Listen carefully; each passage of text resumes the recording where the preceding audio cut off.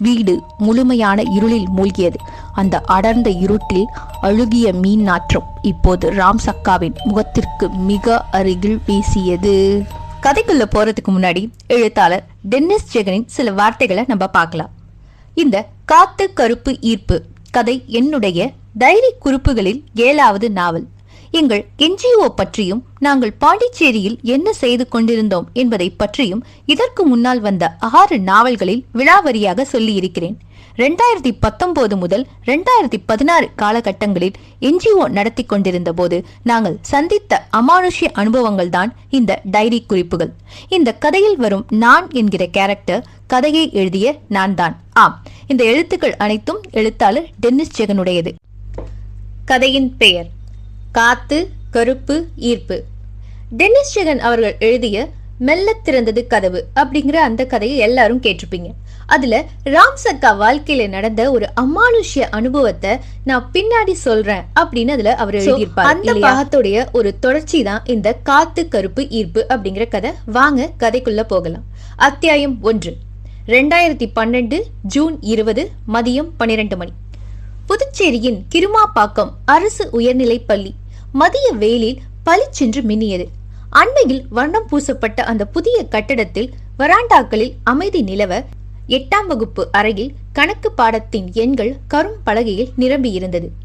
கணக்கு பாடத்தை அனைவரும் கடுப்பாக கவனித்துக் கொண்டிருக்க தமிழ்ச்செல்விக்கு மட்டும் அடிவயிற்றில் ஒரு மௌனமான யுத்தம். அது வலியும் இல்லை, பிடிப்பும் இல்லை. எதனாலோ உடல் ஏதோ ஒரு புதிய மொழியில் அவளிடம் பேசத் தொடங்கி இருந்தது. திடீரென தன் மேலுக்குள் ஒரு மெல்லிய சூடு பரவுவதை உணர்ந்தாள்.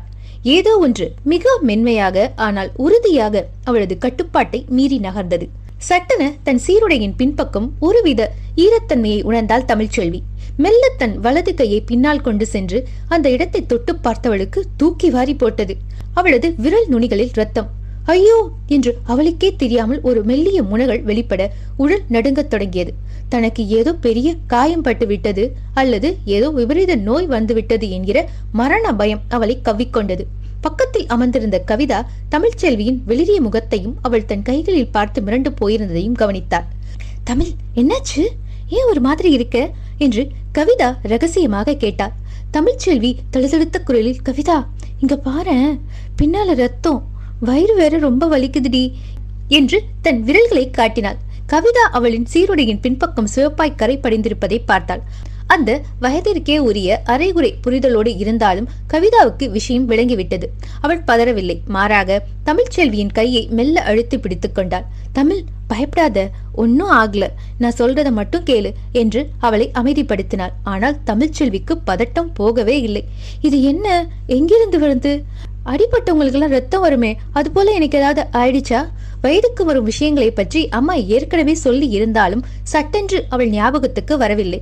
கவிதா எழுந்து ஆசிரியர் அருகே செல்ல அவள் பாடத்தை நிறுத்திவிட்டு பார்த்தாள். ரகசியமாக, டீச்சர், தமிழ்ச்செல்விக்கு என்று இழுத்தாள். ஆசிரியை அவள் கண்கள் சொன்ன செய்தியை புரிந்து கொண்டு தமிழ்ச்செல்வி அருகில் சென்று தோள்களில் கை வைத்த போது தமிழ்ச்செல்வி கண்களில் கண்ணீர். அது வலியால் வந்த அழுகை அல்ல, தனக்கு ஏதோ ஆகிவிட்டது என்கிற பயம் கலந்த அழுகை. பின் வரிசையில் இருந்த ஒரு சில பசங்க ஒருவருக்கொருவர் அத்தம் புதிந்த பார்வையில் பரிமாறிக்கொண்டு மெல்லிய குரலில் முணுமுணுத்தார்கள். அந்த கிசுகிசுப்பில் தமிழ்ச்செல்வி ஒரு குறுகிய கூண்டுக்குள் அடைப்பது போல உணர்ந்தாள். தமிழ்ச்செல்வியின் மற்றொரு தோழி சிந்தாமணி அந்த பசங்களை பார்த்து பிச்சு புடுவன் பிச்சு என்று விரலால் செய்கை செய்தார். ஆசிரியர் அவளை கூட்டிக் கொண்டு போகுமாறு சொல்ல கவிதாவும் சிந்தாமணியும் சேர்ந்து தமிழ்ச்செல்வியை கூட்டிக் கொண்டு தலைமை ஆசிரியர் ரூமுக்கு அழைத்து சென்றார்கள். அவளது நடுக்கம் அவர்கள் இருவருக்கும் புரிந்தது. மெல்ல அவளை தாங்கி பிடித்து வராண்டாவில் யாரும் பார்க்காமல் 2 பக்கமும் அவளை கவர் செய்தபடி தலைமை ஆசிரியர் அறைக்கு அழைத்து சென்றனர். அன்று தலைமை ஆசிரியர் பள்ளிக்கு வந்திருக்கவில்லை. அந்த பெரிய அறையில் ஆள் அரவமற்ற அமைதி நிலவியது. ஒரு மூலையில் இருந்த பிளாஸ்டிக் நாற்காலியில் தமிழ்ச்செல்வியை அமர வைத்து போன் போட்டார்கள். தமிழ்ச்செல்வி இன்னும் கலங்கி இருப்பதை பார்த்த சிந்தாமணி, பயப்படாதடி தமிழ், இது ஒன்னும் வியாதி இல்ல என்று சொல்லி தட்டி கொடுத்தாள். கவிதா ஒருபடி மேலே போய் தமிழ்ச்செல்வியின் முகத்தை நிமிர்ந்து நேராக பார்த்தாள். ஏய் தமிழ், இங்க பாரு, எனக்கும் போன வருஷம் இப்படிதான் ஆச்சு. அன்னைக்கு நானும் உன்ன மாதிரியே செத்து போயிடணும்னு பயந்து அழுதேன். ஆனா எங்க அம்மா சொன்னாங்க, இது எல்லாமே பொண்ணுங்களுக்கு வர்றதுதான், இது வந்தாதான் நம்ம ஆரோக்கியமா இருக்கோன்னு அர்த்தம். இத பாரு, நான் இப்ப நல்லதானே இருக்கேன் என்று தன் அனுபவத்தை சொல்லி மெலிதாக சிரித்தாள். கவிதாவின் வார்த்தைகள் தமிழ்ச்செல்விக்கு ஆறுதலாக இருந்தன. ஓஹோ, அதானா இது? இது அதுவரைக்கும் தனக்கு ஏதோ உயிருக்கு ஆபத்தான நோய் வந்து விட்டதோ என்று பயத்தில் இருந்தவளுக்கு எனக்கும் இப்படிதான் ஆச்சு என்ற கவிதாவின் வாக்குமூலம் பெரும் மாறுதலை தந்தது. இதனால் ஒன்னும் ஆகாது, கொஞ்ச நாள்ல சரியாயிடும் என்று கவிதா தொடர்ந்து தெளிவாக சொல்ல தமிழ்ச்செல்வியின் முகத்தில் இருந்த அந்த இருண்ட பயம் மெல்ல விலகியது. இறுகி போயிருந்த அவளது உடல் மெல்ல தளர்ந்தது. மூச்சு சீராக தொடங்கியது. சீருடையில் இருந்த அந்த கரை இப்போது அவளுக்கு பயத்தை தரவில்லை, மாறாக தர்ம சங்கடத்தை மட்டுமே தந்தது. வீட்டுல திட்டுவாங்களோ? அதெல்லாம் மாட்டாங்கடி, உன்னை ராஜாத்தி மாதிரி கொண்டாடுவாங்க பாரு என்று சிந்தாமணி அவள் கையை அழுத்தினாள். அவள் அம்மா அமுதாவுக்கு போன் செய்த கவிதா, மா உங்க பொண்ணு பெரிய பொண்ணாயிட்டா, சீக்கிரம் வந்து கூட்டிட்டு போங்க. தன் சுடிதார் துப்பட்டாவை இறுக்கமாக பிடித்துக்கொண்டு பள்ளி கட்டிடத்தின் நுழைவாயிலை வெறித்து பார்த்து கொண்டிருந்தாள். தமிழ்ச்செல்வியின் வீடு இருந்தது கிருமாப்பாக்கம் பக்கத்தில் நரம்பை என்கிற ஊரில். அவள் அப்பா கேசவன் ஒரு கார்பெண்டர். வரும் சம்பளத்தை வீட்டுக்கு பாதி கொடுத்துவிட்டு மீதியை குடிப்பதற்கு பயன்படுத்துபவர். அமுதாவும் சொல்லி சொல்லி பார்த்து அவள் கேட்காததால் விட்டுவிட்டாள். அவளும் வேலைக்கு செல்வதால் வீட்டு செலவுகளுக்கு பெரிதாக பிரச்சனை இல்லை. மதியம் 2 மணி. கிருமா பக்கத்திலிருந்து நரம்பைக்கு ஆட்டோவிலேயே மகளை அழைத்து வந்துவிட்டாள் அமுதா. தமிழ்ச்செல்விக்கு இப்போது பெரிதாக பயமில்லை. வீட்டு வாசலுக்கு நின்றதும் அமுதா ஒரு பித்தளை செம்பில் மஞ்சள் கலந்த நீரை கொண்டு வந்தாள். தமிழு, இங்கே நில்லு என்றவள் மகளின் காலடியில் அந்த மஞ்சள் நீரை ஊற்றி தலைக்கும் தெளித்துவிட்டு தீட்டை கழித்தாள். குளித்து முடித்துவிட்டு அமுதா எடுத்துக் கொடுத்த துவைத்த துணியை அணிந்து கொண்ட தமிழ்ச்செல்வி சேரில் அமர்ந்தாள். தலையை ஈரம் போக துடைத்துவிட்ட அமுதா அருகில் அமர்ந்து மகளின் கைகளை தன் கைக்குள் பொத்திக் கொண்டாள். தமிழு, இங்க பாரு, இப்போ உனக்கு இதெல்லாம் ஒரு மாதிரி இருக்கும், ஆனா இது ஒவ்வொரு பொண்ணுக்கும் நடக்கிற சாதாரண விஷயம்தான். இனிமே நீ பழைய மாதிரி கிடையாது. உன் உடம்புல நிறைய மாற்றங்கள் வரும். அதெல்லாம் பார்த்து நீ பயப்படக்கூடாது என்று நிதானமாக தொடங்கினாள். அமுதா தொடர்ந்தாள். முக்கியமா சில விஷயங்களை நீ மனசுல வச்சுக்கணும். இனிமே பசங்க மாதிரி ரோட்ல ஓடக்கூடாது, அடக்க ஒடக்கமா நடக்கணும். சந்தியா காலங்கள்ல, அதாவது உச்சி வெயில் நேரத்துல, அந்தி சாயிற நேரத்திலையும் தனியா வெளில சுத்தக்கூடாது. காட்டுல சுத்துற மிருகங்களுக்கு ரத்த வாடை தெரியற மாதிரி காத்து கருப்புங்களுக்கு இந்த வாடை தெரியும்னு பெரியவங்க சொல்லுவாங்க. இது வரைக்கும் தெருவுல இருக்கிற பசங்க கூட சகஜமா விளையாடி இருப்ப. இனிமே அப்படியெல்லாம் பண்ணக்கூடாது. எல்லாத்துலயும் ஒரு நிதானம் வேணும். வயசு பசங்க கூட பேசும்போது ஒரு எல்லை இருக்கணும்.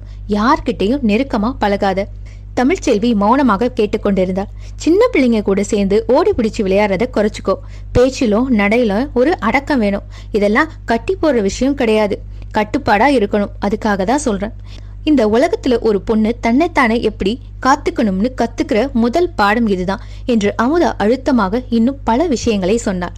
அமுதா பேசி முடித்த போது தமிழ்ச்செல்விக்கு தான் ஒரு சுவரை தாண்டி மற்றொரு உலகிற்கு வந்துவிட்டது போல தோன்றியது. அமுதா சொன்ன அறிவுரைகள் அவளுக்கு சங்கடமாக இருந்தாலும் அதில் இருந்த அக்கறை அவளுக்கு புரிந்தது. சரிமா என்று மெதுவாக தலையசைத்தாள் தமிழ்ச்செல்வி. ஜன்னல் வழியே வெளியே தெரிந்த அந்த தெரு இப்போது அவளுக்கு ஏனோ முன்பை விட அந்நியமாக தெரிந்தது. தன் மகளின் மௌனத்தை புரிந்து கொண்ட அமுதா அவளை அணைத்துக் கொண்டு, நீ இன்னும் என் செல்ல பொண்ணுதான், ஆனா கொஞ்சம் பெரிய பொண்ணு, அவ்வளவுதான் என்று நெற்றியில் முத்தமிட்டாள். 3 நாள் முடக்கம் தமிழ்ச்செல்விக்கு ஒரு யுகம் போல் இருந்தது. அம்மா சொன்ன பெரிய மனுஷி கட்டுப்பாடுகள் ஒரு பக்கம் இருந்தாலும் தோழிகளின் சிரிப்பும் பள்ளிக்கூடத்து வராண்டாக்களும் அவளை காந்தம் போல இழுத்தன. மறுபடியும் பள்ளிக்கு செல்ல ஆரம்பித்த முதல் நாளிலேயே பழைய தமிழ்ச்செல்வி மெல்ல எட்டி பார்த்தாள். அடுத்த சனிக்கிழமை மதியம் அரை நாள் பள்ளி என்பதால் மதியமே விட்டுவிட்டார்கள். வெயில் மண்டையை பிளந்தது. கவிதா, சிந்தாமணி, தமிழ்ச்செல்வி மூவரும் கிரும்பாக்கத்திலிருந்து நரம்பை நோக்கி நடக்கத் தொடங்கினார்கள். ஷேர் ஆட்டோ எதுவும் வராததால் அந்த வெறிச்சோடிய தார் சாலையில் பாட்டு பாடிக்கொண்டே துள்ளி கொதித்து சென்றார்கள். அடியே தமிழு, இப்ப மட்டும் எப்படி ஓடுற? அன்னைக்கு அப்படி அழுது வடிஞ்சியே என்று கவிதா கேலி செய்தபடி தமிழ்ச்செல்வியின் இடுப்பை கிள்ளினார். ஏ கவி என்று தமிழ்ச்செல்வி கையை ஓங்க கவிதா லாவகமாக நழுவி பக்கவாட்டில் இருந்த கருவமுள் காட்டுக்குள் ஓடினாள். தமிழ்ச்செல்வி அவளை துரத்தி கொண்டு ஓடினாள். உடனே சிந்தாமணி, ஏண்டி காட்டுக்குள்ள போறீங்க, இருங்கடி. இருவரும் கேட்காமல் ஓடிக்கொண்டிருக்க வேறு வழியில்லாமல் அவளும் அவர்களுக்கு பின்னால் செல்ல ஆரம்பித்தாள். ஓடிப்பிடித்து விளையாடும் ஆட்டம் ஆரம்பித்தது. வெயில் படர்ந்த முள்ளுக்காடு முழுவதும் தோழிகளின் சிரிப்பு சத்தம். 3 பேரும் ஆளுக்கொரு பக்கமாக ஓடி ஒளிந்து விளையாட ஆரம்பித்தனர். மூச்சு வாங்க ஓடிக்கொண்டிருந்த தமிழ்ச்செல்வி திடீரென ஒரு இடத்தில் சட்டென நின்றாள். வெயில் காற்று ஒரு விசித்திரமான மனம். தீப்பிடித்த துணியில் வருமே ஒரு வாடை, அல்லது சருகுகள் எரியும் போது வரும் வாடை போல. கவிதாவும் சிந்தாமணியும் தூரத்தில் சிரித்து பேசும் சத்தம் கேட்டது. ஆனால் தமிழ்ச்செல்விக்கு மட்டும் யாரோ தன் பெயரை மிக மெல்லிய குரலில் கிசுகிசுப்பாக ஒரு ரகசியத்தை பகிர்பவர் கூப்பிடுவது போல தோன்றியது. தமிழ்ச்செல்வி.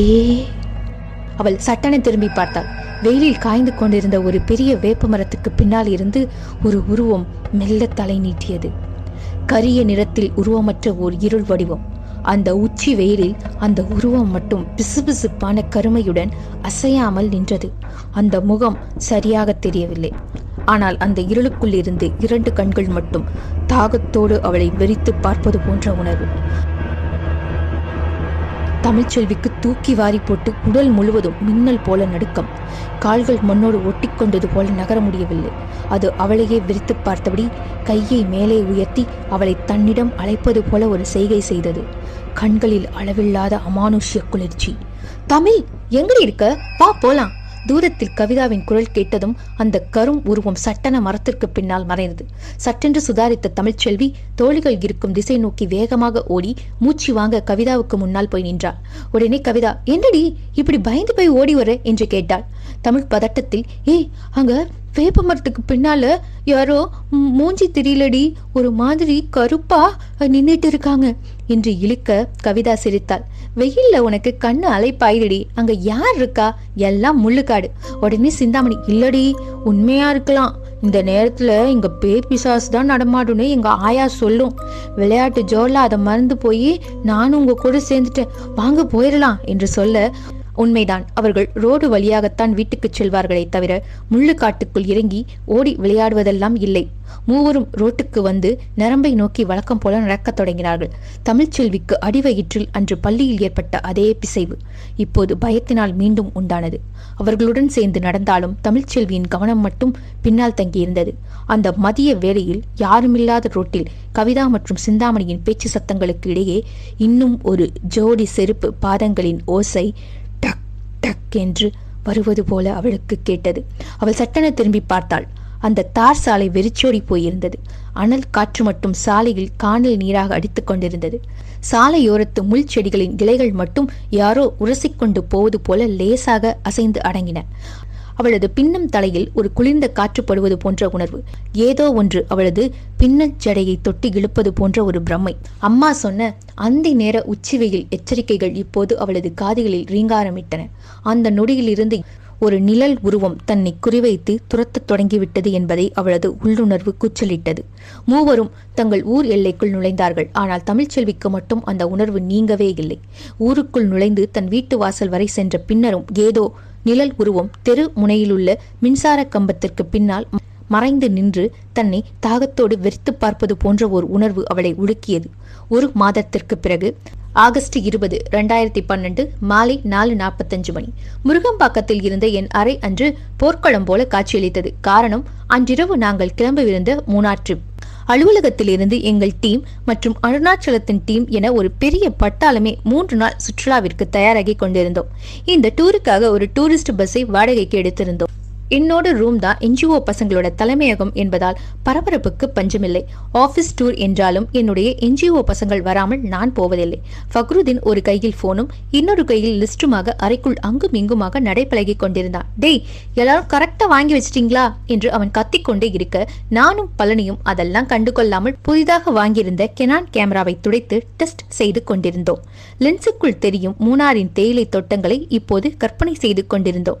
டெலக்ஸ் மட்டும் ஏதோ வேலை இருப்பதாக சொல்லி இந்த டூரை தவிர்த்து விட்டான். மற்றொரு பக்கம் ரகு யாரிடமோ போனில் பயங்கரமாக சண்டை போட்டுக் கொண்டிருந்தான். ரூமே அமளி துமளியாகி இருந்தது. வேறு யாரு, கேர்ள் ஃப்ரெண்டாக தான் இருக்கும். நேரம் மாலை 5 மணியை தொட்டிருந்தது. Tea time. பரபரப்பான வேலைகளை அப்படியே போட்டுவிட்டு அனைவரும் வெளியே இறங்கினோம். ரோட்டிற்கு மறுபக்கம் இருந்த கணேஷ் பேக்கரியை எங்களிடம் டீ பாயிண்ட். பேக்கரிக்குள் நுழைந்த போது அங்கே ராம்சக்கா புன்னகை முகமாக நின்றிருந்தாள். எங்களை பார்த்ததும் சிரித்தவள், என்ன சார் எல்லாரும் ஒன்னா கிளம்பிட்டீங்க? டூர் போறதுக்கான முஸ்தீபெல்லாம் பயங்கரமா இருக்கு போல என்று கேட்டாள். ஆமாங்கா, நாளைக்கு காலையில மூணார்ல தான் இருப்போம் என்றேன் உற்சாகமாக. நல்லா போயிட்டு வாங்க என்று அவள் மனதார வாழ்த்தினாள். நானும் சும்மா இருக்காமல், ஏங்கா நீங்களும் வரீங்களா, ஜாலியா இருக்கும் என்று கேட்டேன். அக்கா சிரித்துக்கொண்டே, நீங்க உங்க ஆபீஸ் டூர் போறீங்க, இதுல நான் எப்படி வர முடியும் என்றாள். அதெல்லாம் ஒண்ணுமில்ல, நம்ம ஆபீஸ் தான், உங்களுக்கு இல்லாத ஆபீஸா? நீங்க வர்றேன்னு மட்டும் சொல்லுங்க, உங்களுக்கு ஃப்ரெஷ்ஷா எங்க ஆபீஸ் ஐடி கார்டு ஒன்று நானே அடிச்சு தரேன் என்று சற்று உரிமையோடு அழுத்தி சொன்னேன். என் பேச்சை கேட்டு புன்னகைத்த அக்காவின் கண்களில் ஒரு நொடி ஏக்கம் மின்னி மறைந்தது. ரொம்ப சந்தோஷம் சார், ஆனா வேலையை விட்டுட்டு வர முடியாதுல்ல, எனக்கு இங்க வேலை இருக்கு என்று சிறிய வருத்தத்துடன் பதிலளித்தாள். உடனே பக்ருதீன், ஆமா பெரிய கலெக்டர் வேலை, அட வாங்கக்கா. உடனே ராம்சக்கா, இல்ல நீங்க போயிட்டு வாங்க என்று வருத்தமாக சொல்லிவிட்டு டீ எடுத்து வர சென்றாள். அவள் வராமல் இருந்ததும் ஒரு வகையில் நல்லதுதான். வந்திருந்தால் இந்த கதையை எழுத வேண்டிய அவசியம் ஏற்பட்டிருக்காது. அத்தியாயம் 2. மறுநாள் காலை 11 மணி. வீரம்பட்டினம் கடற்கரை காற்றில் ஈரப்பதத்தோடு செங்கழுநீர் அம்மன் ஆலயம் அமைதியாக காட்சியளித்தது. ஆனால் அந்த அமைதிக்கு சற்றும் சம்பந்தமில்லாமல் அமுதாவின் முகம் கலக்கத்தின் உச்சியில் இருந்தது. கோவிலின் பிரகாரத்தை விட்டு வெளியே வந்தவளின் கண்கள் சிவந்து வீங்கி இருந்தன. ஏதோ ஒரு தீராத பாரத்தை அம்மனிடம் இறக்கி வைக்க போராடியதை அவளது நடை சொல்லியது. தூரத்தில் நின்று கொண்டிருந்த ராம்சக்கா தற்செயலாக திரும்பிய போது அமுதாவை பார்த்து விட்டார். சட்டன முகம் மலர்ந்து அவளை நோக்கி, என்னக்கா இது, நம்ம ஊருக்கே வந்திருக்கீங்க, ஒரு வார்த்தை கூட சொல்லல என்று உரிமையோடு கேட்டபடி நெருங்கினார். ஆனால் அமுதாவின் அருகில் வந்ததும் அவளது புன்னகை மறைந்தது. அமுதாவின் கண்களில் வழிந்த கண்ணீரும் நடுக்கமும் ஏதோ விபரீதத்தை ராம்ஸ் அக்காவுக்கு உணர்த்தியது. பதற்றமடைந்தவள் அமுதாவின் கைகளை பற்றி கொண்டு, என்னக்கா ஆச்சு, ஏன் அப்படி இருக்கீங்க, வீட்டுல ஏதாவது பிரச்சனையா என்று படபடவென்று கேட்டாள். அமுதா ராம்ஸ் அக்காவின் சொந்தக்காரிதான். எந்த வகையில் சொந்தம் என்றால் அது மச்சானோட தங்கச்சியோட சித்தப்பா என்று ஏதோதோ சொல்லி குழப்புவாள். அதனால் விட்டு விடுவோம். ராம்ஸை பார்த்ததும் அமுதா முகத்தை துடைத்துக் கொண்டு, நான் என்னன்னு சொல்லுவேன் ராமு, எல்லாமே ஏன் தப்புதான். என் பிள்ளைய கண்ணும் கருத்துமா பாத்துக்கலையே, இப்போ என்னெல்லாமோ நடந்து போச்சு என்று நான் தழுதலுக்கு சொன்னார். ராம்ஸ் அக்காவின் டென்ஷன் அதிகமாகி, அக்கா புரியுற மாதிரி சொல்லுங்க, என்னக்கா பிரச்சனை என்று கேட்டுக்கொண்டே அமுதாவை தேற்றி கோயிலுக்கு பக்கவாட்டில் ஒரு ஓரமாக அமர வைத்தாள். அமுதா தன் முந்தானையால் கண்களை துடைத்துக் கொண்டு கடந்த மாதம் தமிழ்ச்செல்வி வயதுக்கு வந்த சம்பவத்தை சொல்லிவிட்டு அடுத்த வாரம் நடந்த பயங்கரத்தை சொல்ல ஆரம்பித்தாள். அதுக்கப்புறம் ஒரு வாரம் வரைக்கும் எல்லாம் நல்லா தான் போயிட்டு இருந்துச்சு. ராமு ஒழுங்கா ஸ்கூலுக்கு போயிட்டு தான் வந்தா. வழக்கம் போல உற்சாகமா தான் இருந்தா. நைட்ல ரூமுக்குள்ள படுத்துப்பா, நான் ஹால்ல டிவி பார்த்துட்டு தூங்கிடுவேன். அவரு வீட்டுல இருந்தா ஹால்ல தான் படுத்துப்பாரு. அன்னைக்கு நைட்டு 2 மணி இருக்கும். பாத்ரூம் போயிட்டு வந்து படுக்கலான்னு போனேன். திரும்பி வரும்போது தமிழோட ரூம் கதவு லேசா திறந்து இருந்துச்சு. வழக்கமா அப்படிதான் இருக்கும். ஆனா அன்னைக்கு கையில பேப்பர் வச்சு கிழிச்சா எப்படி சரக்கு சரக்குன்னு சத்தம் வருமோ அப்படி ஒரு சத்தம் அவ ரூமுக்குள்ள இருந்து கேட்டுச்சு. மனசுக்கு என்னமோ மாதிரி சரியில்லைன்னு தோண மெல்ல உள்ள எட்டி பார்த்தேன். ரூமுக்குள்ள ஜன்னல் வழியா வர்ற நிலா வெளிச்சம் மட்டும் அங்கங்க விழுந்து கிடந்துச்சு. ஆனா தமிழோட கட்டில் பக்கத்துல என்று சொல்லும் போதே அமுதாவின் உடல் நடுங்கியது. ராம்ஸ் அக்கா அவளை ஆதரவாக தட்டி கொடுத்தாள். அமுதா மீண்டும் தொடர்ந்தாள். அங்க நிலா வெளிச்சத்தை கூட முழுசா முழுங்குற மாதிரி ஒரு கரிய உருவம் நின்னுட்டு இருந்துச்சு. மனுஷன் உருவம் மாதிரியே இல்ல. அதுக்கு முகம் இருக்கா இல்லையான்னு கூட தெரியாத அளவுக்கு இருட்டா இருந்துச்சு. அந்த உருவம் அப்படியே குனிஞ்சு கட்டில்ல படுத்திருந்த தமிழோட உடம்புக்கு மேல ஒரு கைய வச்சிருந்துச்சு. பயத்துல என் ரத்தமெல்லாம் உறைஞ்சு போச்சு. கத்தணும்னு நினைச்சேன், ஆனா குரல் வரல. ஒரு சில நொடிகள் அப்படியே சிலையா நின்ன. அப்புறம் சுதாரிச்சுக்கிட்டு, யார் இது அப்படின்னு கத்தி கேட்டு உள்ள ஓடின. நான் உள்ள நுழைஞ்சதும் சொடக்கு போட்ட மாதிரி புஷ்ஷுன்னு அந்த உருவம் அப்படியே காத்தோட காத்தா கரைஞ்சு போச்சு. என் கண்ணாலேயே நம்ப முடியல. லைட்டை போட்டப்போ தமிழ்ச்செல்வி மயக்கத்துல கிடந்த மாதிரி பயங்கர தூக்கம். ஆனா அவளோட டிஷர்ட்டும் ஸ்கர்ட்டும் விலகி இருந்துச்சு. கருப்பு சாக்பீஸால கோடு போட்ட மாதிரி அவ மார்லையும் வயிற்றுலையும் ஏதோ ஒரு தடம். அவளை எழுப்பி கேட்டா, எனக்கு ஒன்னும் தெரியலையம்மா அப்படின்னு குழப்பத்துல பேசுறா. கழுவிட்டு வந்து மறுபடியும் படுத்துக்கிட்டா. அன்னையிலிருந்து அவ பழைய தமிழா இல்ல ராமு. அமுதா சொல்லி முடிக்கையில ராம்ஸ் அக்காவின் முகம் வெளிரி போயிருந்தது. கைகளில் கட்டியிருந்த கருப்பு கயிறை அனிச்சையாக ஒரு முறை தொட்டுக்கொண்டாள். அமுதா தன் சேலை தலைப்பில் மீண்டும் கண்களை துடைத்துக் கொண்டு தொடர்ந்தாள். மறுநாள் சாதாரணமாக தான் விடிஞ்சுது. நானும் நைட்டு நடந்த எதை பத்தியும் கேட்கல. பாத்ரூமுக்கு குளிக்க போனவ திடீர்னு அலறன சத்தம் கேட்டு ஓடி போய் பார்த்தேன். அங்க என் புள்ள துணிமணி இல்லாம தரையில விழுந்து கிடக்கா. என்னடி ஆச்சுன்னு தூக்குனா ஒண்ணுமே தெரியாத மாதிரி மலங்க முழிக்கிறா. அன்னையிலிருந்து ஒரு நிமிஷம் கூட அவ நிம்மதியா இல்ல. ரூமுக்குள்ள மூளையில கைய காமிச்சு, அம்மா அங்க பாரு, ஒருத்த நின்னு என்னையே பாக்குறான், என் பேரை சொல்லி கூப்பிடுறான்னு கத்துவா. நான் போய் பார்த்தா அங்க வெறும் செவுரு தான் இருக்கும். பயத்துல என் இடுப்பையே கட்டி பிடிச்சுக்கிட்டு அழுவா. யாரோ பேசுறாங்க தொடுறாங்கன்னு சொல்லிக்கிட்டே இருப்பா. ஒரு சில நாட்கள்ல பயப்படுறது நின்னு போய் எதுவும் பேசாம அமைதியாயிட்டா. ஏண்டி இப்படி இருக்கேன்னு கேட்டாலும் எதுவும் சொல்றது இல்ல. தெரியல, ஒரே முறப்பு தான். ஸ்கூலுக்கு அனுப்புறது கூட நிறுத்திட்டேன். ராம்சக்கா இடைமறித்து, அவங்க அப்பா எங்க போனாரு என்று கேட்டாள். அமுதா விரக்தியாக சிரித்தா. அந்த மனுஷன் வயசுக்கு வந்த எல்லா பொண்ணுங்களுக்கும் இப்படித்தான் இருக்கும், தானா சரியாடும்னு சொல்லிட்டு பன்ருட்டிக்கு வேலைக்கு போயிட்டாரு. போன் பண்ணி சொன்னா மாரியம்மன் கோயிலுக்கு கூட்டிட்டு போய் வேப்பில அடிச்சு விடு அப்படின்னு அசால்ட்டா சொல்றாரு. 2 மாசம் கான்ட்ராக்ட்ல கேரளா வந்திருக்கேண்டி, திரும்பி உடனே வர முடியாதுன்னுட்டாரு. அந்த மனுஷன் எப்பவும் இப்படிதான், குடும்பத்துக்கு சம்பாதிச்சு கொடுக்கறதே பெரிய உபகாரணமா நினைக்கிற ஆளு. நிலைமை போக போக இன்னும் மோசமாயிடுச்சு. நல்லா தூங்கிட்டு இருக்கிறவ திடீர்னு நைட் டைம்ல எழும்பி உட்காந்து அடி வயித்தை பிடிச்சுக்கிட்டு அம்மா வலிக்குது, யாரோ கருக்குறாங்கம்மான்னு மரண மோளம் விடுவா. போட்டுக்கிற பாவடைய வெறி பிடிச்ச மாதிரி கலட்டி எறிவா. பார்த்தா தீட்டு மாதிரி ரத்தமா கொட்டும். பாத்ரூம்ல கூட்டிட்டு போய் கழுவி விட்டு வேற துணி மாத்தி விடுவேன். ஆனா அடுத்த 1 மணி நேரத்துல மறுபடியும் அதே மாதிரி பண்ணுவா. அந்த துணியில வர்ற வாடை பா, கொடலை புரட்டும். ஏதோ அழுகி போன மீன் மாதிரி வாடை அடிக்கும். அமுதா தேம்பினாள். கவர்மெண்ட் ஹாஸ்பிட்டலுக்கு கூட்டிட்டு போனேன். பிபி, இசிஜி எல்லாம் எடுத்து பார்த்துட்டு உடம்புல ஒரு குறையும் இல்ல, உங்க பொண்ணு நல்லா தான் இருக்கான்னு டாக்டர் சொல்லிட்டாரு. பீரியட் சமயத்துல இன்ஃபெக்ஷனா இருக்கலாம்னு சொல்லி டேப்லெட் கொடுத்தார். இந்த புள்ள வயசுக்கு வந்ததே இப்பதான் 1 மாசம் ஆகுதுன்னு சொன்னாலும் கேட்கல. ஏதாவது பிரைவேட் ஹாஸ்பிட்டலுக்கு கூட்டிட்டு போங்க, இன்னும் டீட்டெயிலா டெஸ்ட் பண்ணி சொல்லுவாங்கன்னு அசால்ட்டா சொல்றாரு. அதுக்கெல்லாம் நம்ம கையில காசு ஏது? தமிழ் பண்றது எதையும் விளக்க முடியல. முந்தா நேத்து மத்தியான நேரத்துல திடீர்னு தலைமுடிய பிச்சுக்கிட்டு நாக்க கடிச்சுக்கிட்டு என்னை ஏண்டா இழுக்கிற, வரமாட்டேன்னு கண்ணுக்கு முன்னால் யாரோ ஒரு ஆசாமி நிக்கிற மாதிரி சண்டை போடுறா. வேற வழி இல்லாம தான் ரூமுக்குள்ள வச்சு பூட்டி இருக்கோம். எங்க தெருவுல 6 மாசத்துக்கு முன்னால ஜெயக்குமார்னு ஒரு பையன் இறந்து போனான். அவன் பேரை சொல்லி அப்பப்ப கத்துறான். அவன் வந்துட்டான், என்னை கூப்பிடுறான் அப்படின்னு சொல்றான். தெருவுல இருக்கிறவங்க எல்லாம் அந்த பையனோட ஆவிதான் இவளை பிடிச்சிருக்குன்னு பேச ஆரம்பிச்சிட்டாங்க. உடனே ராம்ஸ் கேட்டா, வயசுக்கு வந்ததுக்கு அப்புறம் 1 வாரம் ஸ்கூலுக்கு போயிட்டு வந்தான்னு சொன்னியே, அப்ப ஏதாவது சம்பவம் நடந்துச்சா, விசாரிச்சு பாத்தீங்களா? அமுதா தொடர்ந்தா. அவளுக்கு ஃப்ரெண்ட்ஸ்னு 2 பேர் தான். ஒருத்தி கவிதா, இன்னொருத்தி சிந்தாமணி. அவங்க 2 பேர்கிட்டையும் கேட்டேன். ஒரு நாள் சனிக்கிழமை சீக்கிரமா ஸ்கூல் விட்ட அன்னைக்கு வீட்டுக்கு வர்ற வழியில முள்ளுக்காட்டுல ஓடி பிடிச்சு விளையாடி இருக்காங்க. அன்னைக்குதான் முதல் தடவையா அங்க இருக்கிற வேப்ப மரத்துக்கு பின்னால ஒரு உருவம் எட்டி பார்த்துட்டு இருந்துச்சுன்னு சொல்லியிருக்கா. அதுக்கப்புறம் தான் இதெல்லாம் நடந்திருக்கு. அந்த இடத்துல ஏதோ ஒரு கருங்காட்டு முனி இருக்குதுன்னு ஊர்ல பேசிக்குவாங்க. வயசுக்கு வந்த புள்ள உச்சி வெயில் நேரத்துல தனியா இந்த மாதிரியான அனாமத்து இடங்களுக்கெல்லாம் போகாதன்னு படிச்சு சொன்னேன். கேட்காம போய் இப்படி பிரச்சனையில மாட்டிக்கிட்டாளே. ராம்ஸ் அவள் சொல்வதையெல்லாம் வைத்து கூட்டி கழித்து கணக்கு போட்டு கொண்டிருந்தார். உடனே அமுதா, ஒவ்வொரு நாளும் கடக்கிறது ஒரு யுகம் மாதிரி இருக்கிறாமு.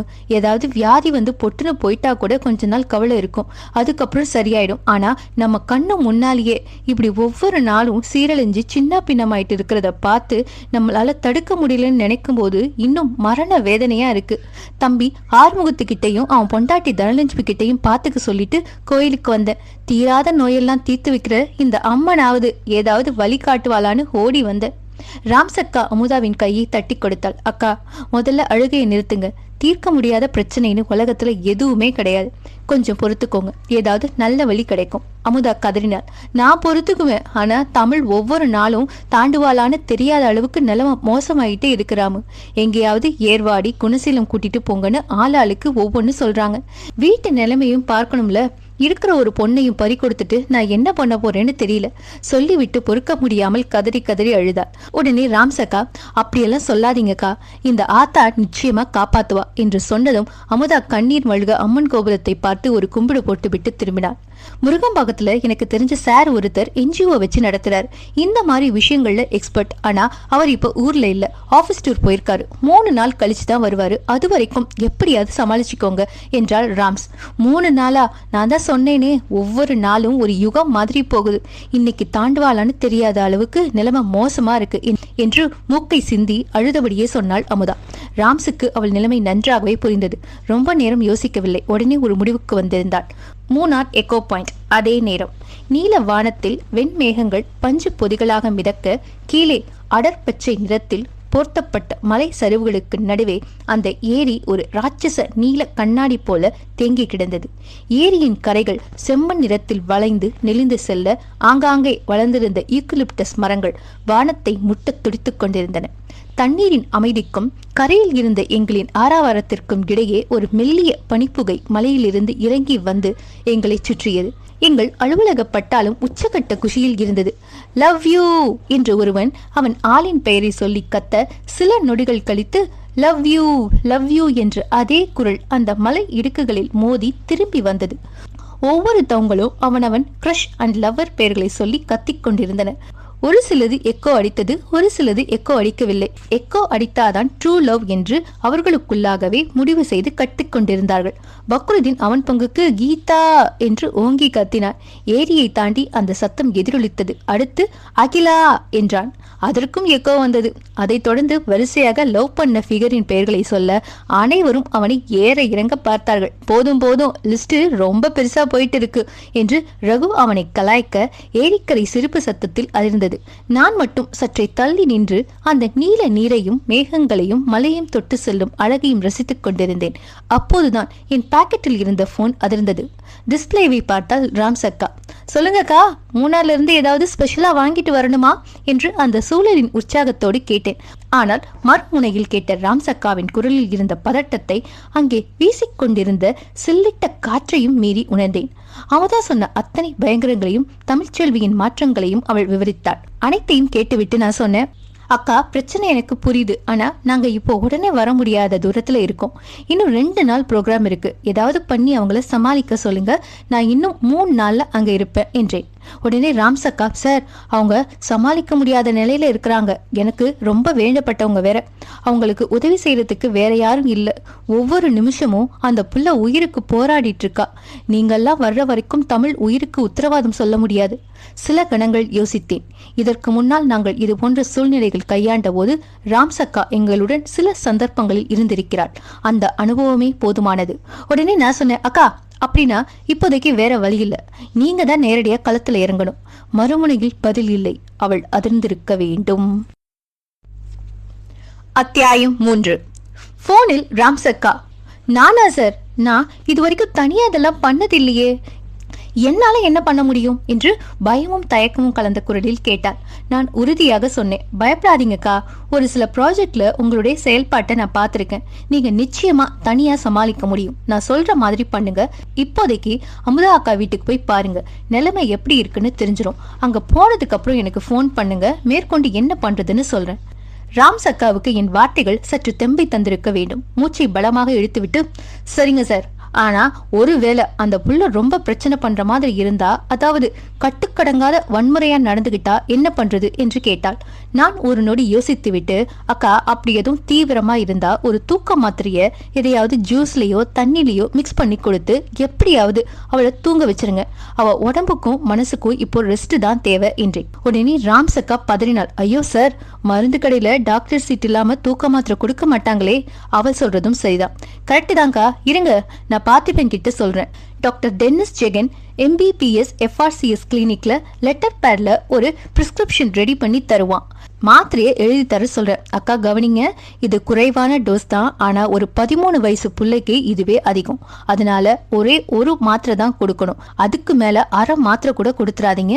ரொம்ப வயலண்டா நடந்துகிட்டா மட்டும் கொடுங்க.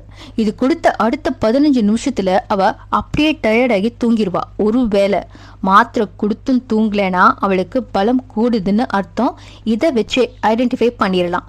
உடனே ராம்ஸ் அக்கா ஓகே சார் என்றார். அப்புறம் யாரோ ஒரு பையன் அந்த தெருவில் இறந்துட்டான்னு சொன்னீங்களே, யாருது? ராம்ஸ் அக்கா போனை அப்படியே பிடித்து கொண்டு பக்கத்தில் இருந்த அமுதாவிடம், அந்த பையன் பேர் என்னக்கா சொன்னீங்க என்று கேட்க, ஜெயக்குமார் என்று அமுதா சொன்னதும் எனக்கு போன் வழியாக கேட்டது. அந்த ஜெயக்குமார் டீட்டெயில்ஸும் கொஞ்சம் விசாரிங்க. அவன் பேரை சொல்லிதானே அந்த புள்ள கத்துறா. அவன் எப்படி இருந்தான், அவனுக்கும் இவளுக்கும் என்ன சம்பந்தம்னு தெரிஞ்சாதான் நாம அடுத்த அடி எடுத்து வைக்க முடியும். சரிங்க சார். ஓகேக்கா, போய் பார்த்துட்டு நிலவரத்தை சொல்லுங்க. மற்றதை அப்புறம் பார்த்துக்கலாம். ஆனா எல்லாத்துக்கும் முதல்ல நம்ம வழக்கமான பல்வையை பாடிடுங்க.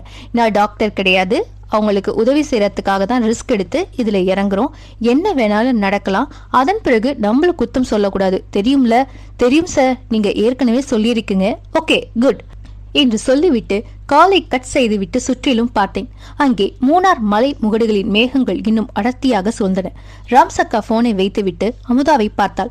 நான் சொன்ன விஷயங்களை சுருக்கமாக விவரித்தாள். அதைத் தொடர்ந்து, நான் இன்னைக்கு பேக்கரிக்கு போயிட்டு நைட்டு 7 மணிக்குள்ளாம் உங்க வீட்டுக்கு வந்துடுறேன். நீ தைரியமா கிளம்பி போ என்றாள். அதுவரை அனாதையாக தன் மகளை பறிகொடுத்து விடுவோமா என்ற மரண பயத்தில் இருந்த அமுதாவுக்கு இப்போது யாரோ ஒரு கண்ணுக்கு தெரியாத பலமான துணை பின்னால் இருக்கிறது என்ற நம்பிக்கை பிறந்தது. அமுதாவின் முகத்தில் இருந்த அந்த இருண்ட நிழல் விலகி லேசான நிம்மதி படர்ந்தது. இரவு 7:30 மணி. நரம்பை கிராமம் மெல்ல தூக்கத்திற்கு தயாராகி கொண்டிருந்தது. ராம்ஸ் மெயின் ரோட்டில் இருந்து ஒரு ஆட்டோ பிடித்து நரம்பைக்கு சென்றார். திரு விளக்குகள் மங்களாக எரிந்து கொண்டிருக்க ஆங்காங்கே வீடுகளின் வாசலில் அமர்ந்து பெரியவர்கள் பேசிக் கொண்டிருந்தார்கள்.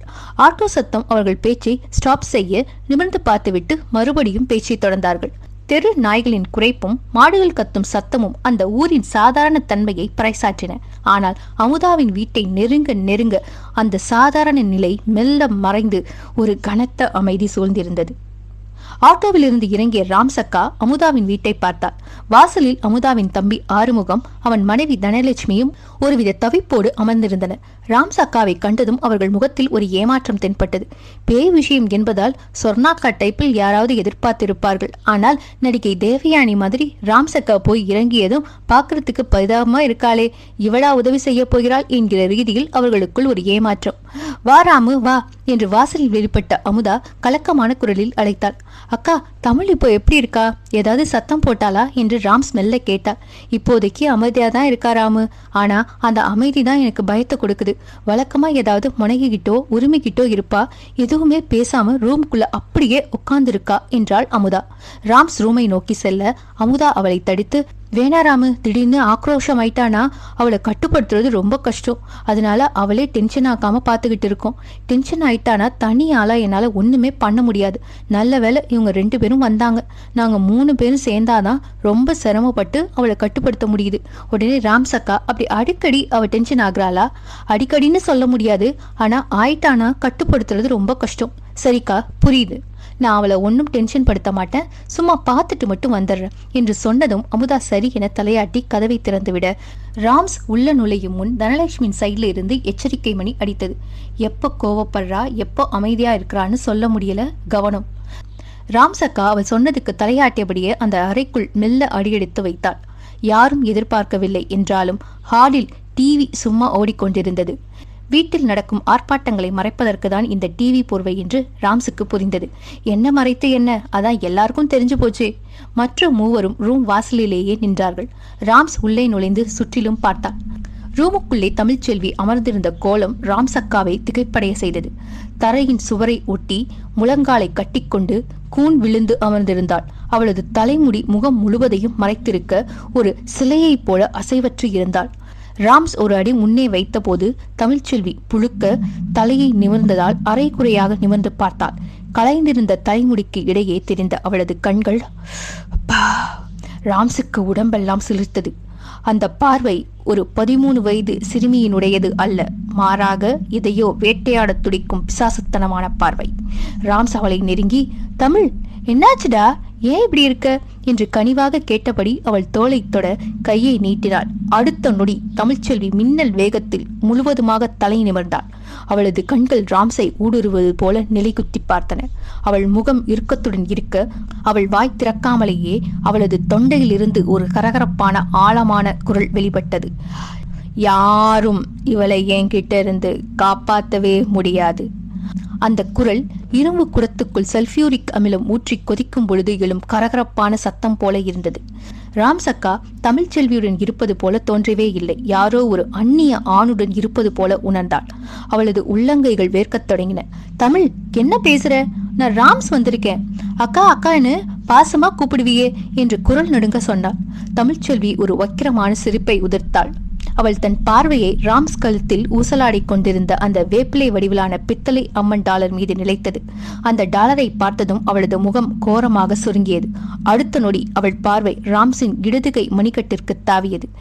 கையில் கட்டியிருந்த தடிமனான கருப்பு கயிற்றில் கட்டப்பட்டிருந்த செப்பு தாயத்தை அவள் சரியாக குறிப்பார்த்தாள்.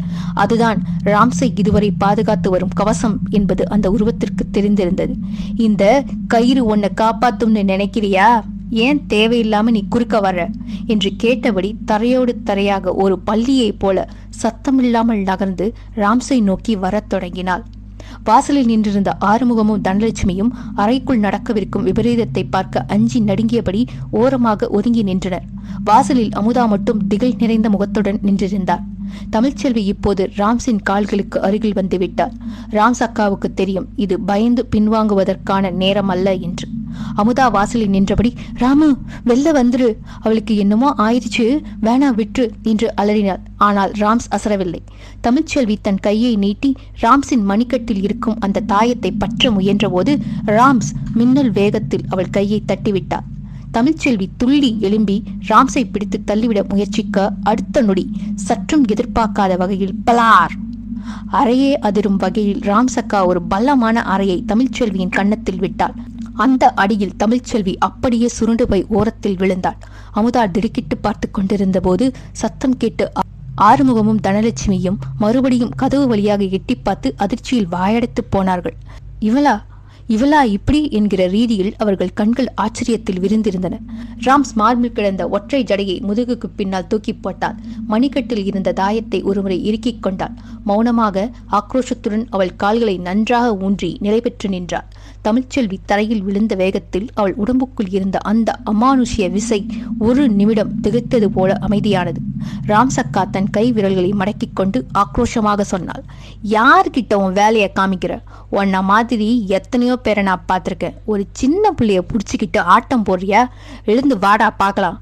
ராம்ஸின் குரலில் இருந்த அந்த அதட்டல் அந்த அறையின் அதிர்வுகளை மாற்றியது.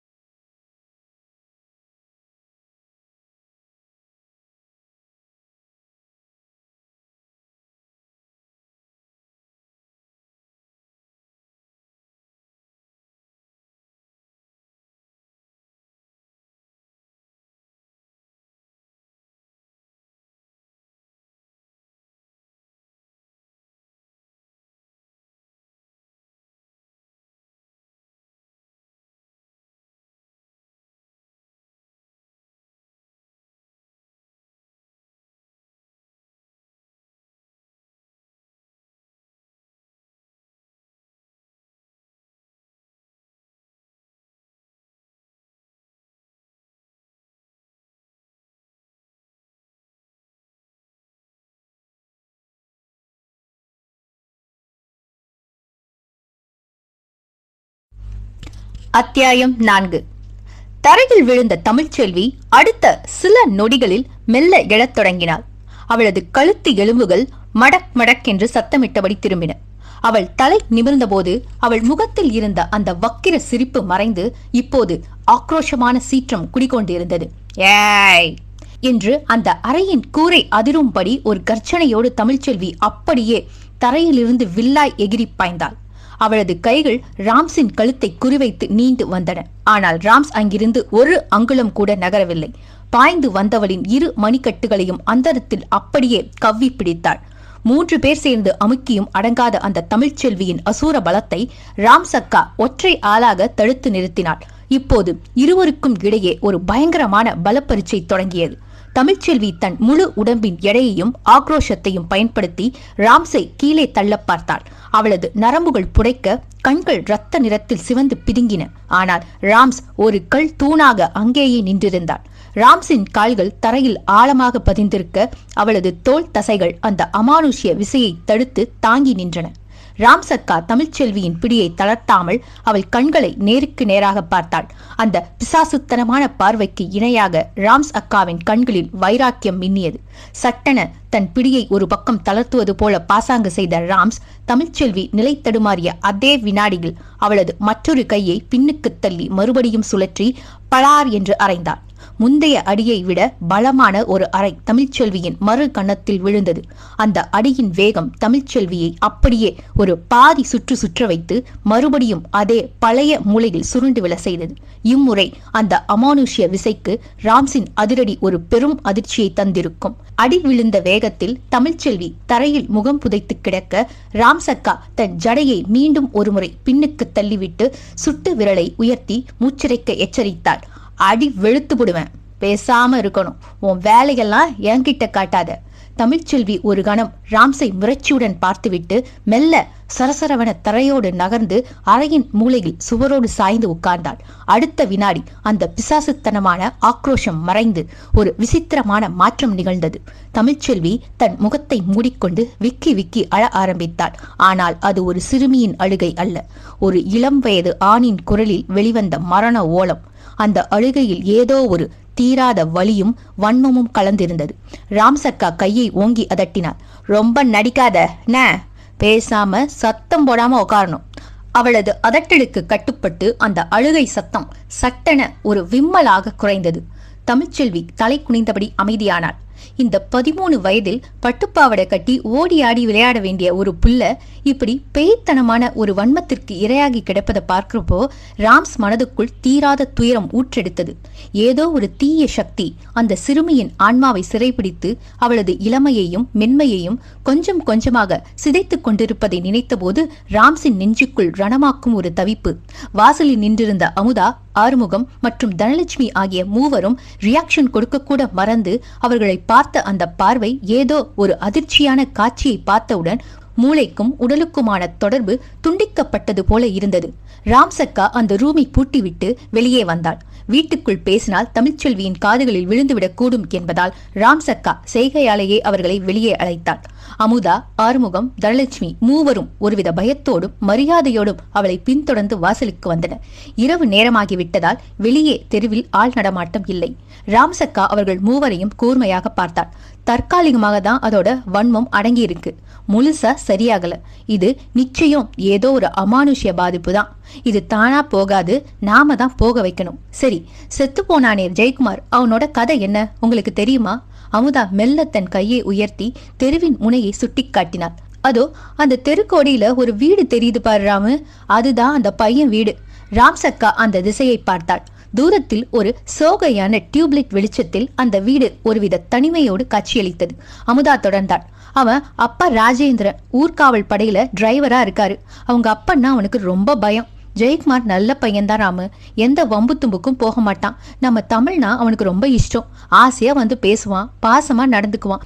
ஆனா அவனுக்கு கிரிக்கெட்னா அத்தனை பைத்தியம். ஸ்கூலுக்கு கூட போகாம அடிக்கடி மேட்ச் விளையாட போயிட்டு வருவான். இதனால அவங்க அப்பா அவனை பிடிச்சி செம்மையா அடிப்பாரு.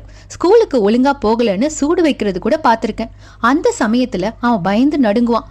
அப்பா கண்ணில் படாம மாடியில தூங்குறது, தோட்டத்து வீட்டுல தங்குறதுன்னு அவர் டியூட்டிக்கு போனதுக்கு அப்புறம் லேட்டா வர்றதுன்னு ஒளிஞ்சு கிடப்பான். ஆனாலும் கிரிக்கெட் ஆர்வத்தை அவன் விட்ட மாதிரி தெரியல. நான் கூட அவன் கிட்ட கேட்டிருக்கேன், ஏண்டா உங்க அப்பா இவ்வளவு தூரம் அடிக்கிறாரு, ஒழுங்கா ஸ்கூலுக்கு போனாதான் என்ன, அப்படி என்ன இந்த கிரிக்கெட்ல இருக்குன்னு கேட்டதுக்கு, போங்கக்கா நமக்கு படிப்பு வராதுக்கா, எப்பவுமே கிரிக்கெட் தான், அது எனக்கு பிடிச்சிருக்கு, அது எங்க அப்பாவுக்கு இன்னும் புரியலன்னு பதில் சொல்வான். ஆனா 6 மாசத்துக்கு முன்னாடி என்னாச்சுன்னு தெரியல, ஒரு நாள் சாயங்காலம் வீட்டுல யாரும் இல்லாதப்போ மண்ணெண்ணெயை ஊத்தி தீ வச்சுக்கிட்டான். எதனால அப்படி பண்ணான்னு இன்னைக்கு வரைக்கும் யாருக்கும் தெரியல. இப்போ தமிழ் திடீர்னு அவன் பேரை சொல்லி கத்துறத பார்த்தா அவன் ஆவிதான் இவளை பிடிச்சிருக்கு அப்படின்னு ஊரே பேச ஆரம்பிச்சிடுச்சு.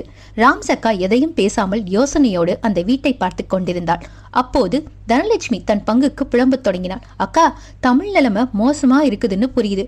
ஆனா எத்தனை நாளைக்கு தான் நம்ம வேலையெல்லாம் விட்டுட்டு இவளையே பார்த்துட்டு இருக்க முடியும்? ஏதாவது சாமியார் கிட்ட கூட்டிட்டு போய் விபூதி போட்டு வேப்பில அடிக்கலாம்னா இப்ப யாரு நிஜமான சாமி யாரு போலி சாமின்னு தெரிய மாட்டேங்குது. இவளை இப்படி எத்தனை நாளைக்கு தான் ரூமுக்குள்ள பூட்டி வைக்க முடியும்? ஆறுமுகம் அதை ஆமோதித்தான்.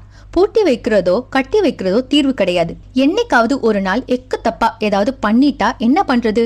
நாளாக நாளாக நிலைமை மோசமாகிட்டே போகுது, தவிர குறையல. ராம்ஸ் அவர்களை அமைதிப்படுத்தி எனக்கு போன் செய்தாள். அந்த நேரத்தில் மூணார் ரிசார்ட்டில் கேம்ப் ஃபயரில் இருந்ததால் போன் வந்ததை கவனிக்கவில்லை. ராம்ஸ் மற்ற மூவரையும் பார்த்து, சார் எடுக்கல, ஏதாவது வேலையா இருப்பார்னு நினைக்கிறேன், மிஸ்டு கால் பார்த்தா அவரே பண்ணுவாரு. தமிழ் சாப்பிட்டாலக்கா? அமுதா தலையை இல்லை என்பது போல ஆட்டினாள். இல்ல ராமு, இன்னும் எதுவும் சாப்பிடல. வழக்கமா எத்தனை மணிக்கு அவ சாப்பிடுவா? அமுதா தொடர்ந்தாள். 9 மணிக்கு சாப்பாடு போட்டு தட்டை எடுத்து வச்சிருவேன் ராமு. ஆனா அவ சாப்பிட்றத பார்த்தாலே மனுஷ சாப்பிடுற மாதிரியே இருக்காரு. ஏதோ வெறி பிடிச்ச மாதிரி சாப்பாட்டை அள்ளி வாய்க்குள்ள வீசுவா. முகம் முழுக்க சோறு செதறி ஒரு மாதிரி வெறித்தனமா இருக்கும். அதை பார்க்க சகிக்காமலேயே ஒதுங்கி நிப்பேன். சாப்பிட்டு முடிச்சதும் ரூமை சுத்தப்படுத்துற வேலை டபுளா இருக்கும். அமுதா விவரித்த அந்த காட்சி ராம்ஸின் மனதை சிறிது நேரம் பிசைந்தது. சரி, ஓகே, இப்போ சாப்பாடு போடும்போது சாப்பாட்டுல இந்த மாத்திரையை கலந்துருங்க என்று சொன்ன ராம்ஸ் முந்தானையில் முடிந்து வைத்திருந்த மாத்திரையை எடுத்து அமுதாவின் கையில் கொடுத்தார். உடனே ராம்ஸ் தொடர்ந்தார். சார் டூர் முடிச்சு வரத்துக்கு இன்னும் 2 நாள் ஆகும். அது வரைக்கும் இப்படியே வச்சு பார்த்துட்டு இருக்க முடியாதுதான். தற்காலிகமா நாம ஏதாவது பண்ணி தான் ஆகணும். எனக்கு தெரிஞ்ச ஒரு இடம் இருக்கு, அங்க கூட்டிட்டு போய் பார்க்கலாம் என்றார். அவர்கள் மூவரும் எந்த இடம் என்பது போல ஆர்வமாகவும் எதிர்பார்ப்புடனும் ராம்ஸ் அக்காவை பார்த்தனர். ராம்ஸ் அவர்களை பார்த்து உறுதியான குரலில் சொன்னார், கன்னிமார் ஓடை. அத்தியாயம் 5. அமுதா தயக்கத்துடன் கேட்டார். கன்னிமார் ஓடையா? கேள்விப்பட்ட மாதிரி இருக்கு, ஆனா எங்க இருக்குன்னு சரியா தெரியலையே ராமு. ராம்ஸ் தெருவை ஒரு முறை சுற்றிலும் பார்த்தபடி சொன்னால், அது லாஸ்பேட்டை தாண்டி காட்டுக்குள்ள இருக்குக்கா. அந்த கோயில பொம்பளைங்க தான் நிர்வகிக்கிறாங்க. அங்க பூசாரி கூட ஒரு பொம்பளை தான். அவங்க பேரு இந்திரான்னு நினைக்கிறேன், சரியா ஞாபகம் இல்ல. பேய் பிசாசு தொல்லைகள், திருமணம் தடைகள், பில்லி சூனியம் எல்லாமே பாப்பாங்க. கொஞ்ச நாளைக்கு முன்னாடி நமக்கு தெரிஞ்ச ஒரு பொண்ணுக்கு இதே மாதிரி ஒரு பாதிப்பு இருந்தப்போ அங்கதான் கூட்டிட்டு போனாங்க. பெருசா காசு பணம்னு எதையும் அவங்க எதிர்பார்க்க மாட்டாங்க, நம்பி கூட்டிட்டு போகலாம். தனலட்சுமி இடைமறித்தா. எல்லாம் ஓகேக்கா, ஆனா இங்கிருந்து அவ்வளவு தூரம் இவளை எப்படி கூட்டிட்டு போறது? போற வழியில ஏதாவது பிரச்சனை பண்ணுவாளோன்னு பயமா இருக்கு. முதல்ல இவ அமைதியா வரணுமே. உடனே ராம்ஸ் தொடர்ந்தா. நீங்க சொல்றதும் சரிதான், அதுக்கு ஒரு வழி பண்ணுவோம். தமிழ்ச்செல்வியே நிச்சயமா அந்த பையனோட ஆவிதான் பிடிச்சிருக்கணும். அவன் இறந்து போய் 6 மாசத்துக்கு மேல ஆச்சுன்னு சொல்றீங்க. இவ்வளவு நாள் கழிச்சு இப்ப எதுக்கு பிடிக்கணும்னு தான் புரியல. அமுதா தொடர்ந்தாள். என்னத்த சொல்றது, எல்லாம் இவ தலை எழுத்து. வயசுக்கு வந்த நேரத்துல காத்து கருப்பு நடமாடுற இடங்களுக்கு போனதுதான் இப்ப தப்பு ராமு. அதனாலதான் இப்ப இவளை இது பிடிச்சிருக்கு. அதுவும் அந்த பையனுக்கு இவனா ரொம்ப இஷ்டம். வேற என்ன காரணமா இருக்க முடியும்? ராம் சந்தேகமாக, ஒருவேளை இவளை லவ் பண்ணிருப்பானோ? அமுதா குழப்பமாக பதிலளித்தாள். தெரியல, சின்ன வயசுல இருந்தே ஒண்ணும் மண்ணாதான் பழகுனாங்க. தமிழுக்கு அவனை ரொம்ப பிடிக்கும். ஆனா லவ் பண்ற வயசா இது? வயசுக்கே இப்பதான் வந்திருக்கா. ராம்ஸ் உடனே, அட நீங்க வேற, இந்த காலத்து பசங்க LKG UKGலயே ஆரம்பிச்சிடுறாங்கக்கா. எப்படி பிடிச்சது, என்ன காரணத்துக்கு பிடிச்சிருக்குன்னு தெரியாது, ஆனா எந்த அளவுக்கு உக்கிரமா பிடிச்சிருக்குன்னு தெரிஞ்சுக்கணுமே. இப்போதைக்கு அவளை தூங்க வைக்கிறது தான் முதல் வேலை. முதல்ல சாப்பாட்டை எடுத்துட்டு வாங்க என்று ராம் சொன்னதும் வீட்டுக்குள்ளே அமுதாவும் மற்றவர்களும் நுழைய, ராம்ஸ் அக்கா மட்டும் தனியாக வீட்டின் முன்னால் இருந்த சிறிய திண்ணை, அதை சிட் அவுட் என்று கூட சொல்லலாம், அதன் அருகில் நின்றாள். அந்த தெரு இப்போது ஒரு சுடுகாட்டு அமைதியை போர்த்திக் கொண்டிருந்தது. தெருவிளக்கின் வெளிச்சம் காற்றில் ஆடும் வேப்ப மரத்து இலைகளின் நிழல்களை தரையில் பேய் உருவங்களாக படியச் செய்திருந்தது. ஆள் நடமாட்டம் அறவே அற்றுப்போன அந்த சாலையில் எங்கோ ஒரு ஜன்னல் கதவு காற்றில் மோதி தட்டும் சத்தம் மட்டும் சீராக கேட்டது. ஒரு கனத்த நிசப்தம் அந்த இடத்தையே ஆக்கிரமித்து இருந்தது. திடீரென காற்றின் திசை மாறியது. தூரத்தில் ஜெயக்குமாரின் வீட்டின் மறைவில் இருந்து ஒரு கருப்பு நாய் மெல்ல தெருவுக்குள் வந்தது. அந்த நடை இயல்பாக இல்லை. ஏதோ ஒன்றை அஞ்சி அஞ்சி வருவது போல அதன் உடலில் அதிர்வுகள். அந்த நாய் மெதுவாக தமிழ்ச்செல்வி இருக்கும் வீட்டை நோக்கி வந்தது. சற்று தூரத்தில் நின்றபடியே வீட்டுக்கு முன்னால் நின்றிருந்த ராம்ஸை பார்த்தது. சில நொடிகள் அப்படியே நின்ற அந்த நாய் சட்டென தன் தலையை வானத்தை பார்த்து உயர்த்தி ஒரு நீண்ட நெஞ்சை பிளக்கும் ஊளையை இட்டது. அந்த சத்தம் அந்த தெருவின் நிசப்தத்தை சுக்கு நூறாக உடைத்து ஏதோ ஒரு மரண செய்தியை சொல்வது போல திகிலூட்டியது. ராம்சக்காவின் முதுகெலும்பில் இமயமலை குளிர்ச்சி. ராம்சக்கா கடுப்பாகி, சிப்போ என்று விரட்டியும் அது நகர்வதாக தெரியவில்லை. உடனே குனிந்து தரையில் கிடந்த ஒரு கல்லை எடுத்து அந்த நாயின் மீது எறிந்தாள். கல் பட்டதும் அந்த நாய் ஒருமுறை குறைத்துவிட்டு வாளினை சுருட்டிக்கொண்டு மீண்டும் ஜெயக்குமார் வீட்டின் இருட்டுக்குள்ளேயே ஓடி மறைந்தது. அந்த நாய் போன பிறகும் காற்றில் அந்த அமானுஷ்ய வாடை மட்டும் இன்னும் மிச்சமிருந்தது. பயம் தலைக்கேற தன் மார்பில் கிடந்த அம்மன் டாலரை இடது கையால் இறுக பற்றிக் கொண்டாள். மனதை திடப்படுத்திக் கொண்டு அவளுக்கு தெரிந்த அம்மன் கவசத்தை அவள் உதடுகள் அனிச்சையாக உச்சரிக்கத் தொடங்கின. ஸ்ரீ சிவகாமி சங்கரி தேவி துர்கா தேவி சரணம், ஞான சக்தி சுந்தரி தேவி சரணம், சிவப்பிரியை தேவி சரணம் சரணம், இந்திராதேவி மோகினி சரணம், மகேந்திர ஜால மத்தியஸ்தாய கமலாதேவி சரணம் சரணம், பக்த ஜனப்பிரியை மோகினி சரணம். அந்த நேரத்தில் அவள் மொபைல் போன் ரிங்டோனை வெளியிட எடுத்து பார்த்தால் என்னிடமிருந்து கால். சார், நீங்க கூப்பிடுவீங்கன்னு தான் பார்த்துட்டு இருந்த என்று சொல்லும் போதே அவள் குரலில் ஒரு மெல்லிய நடுக்கம் தெரிந்தது.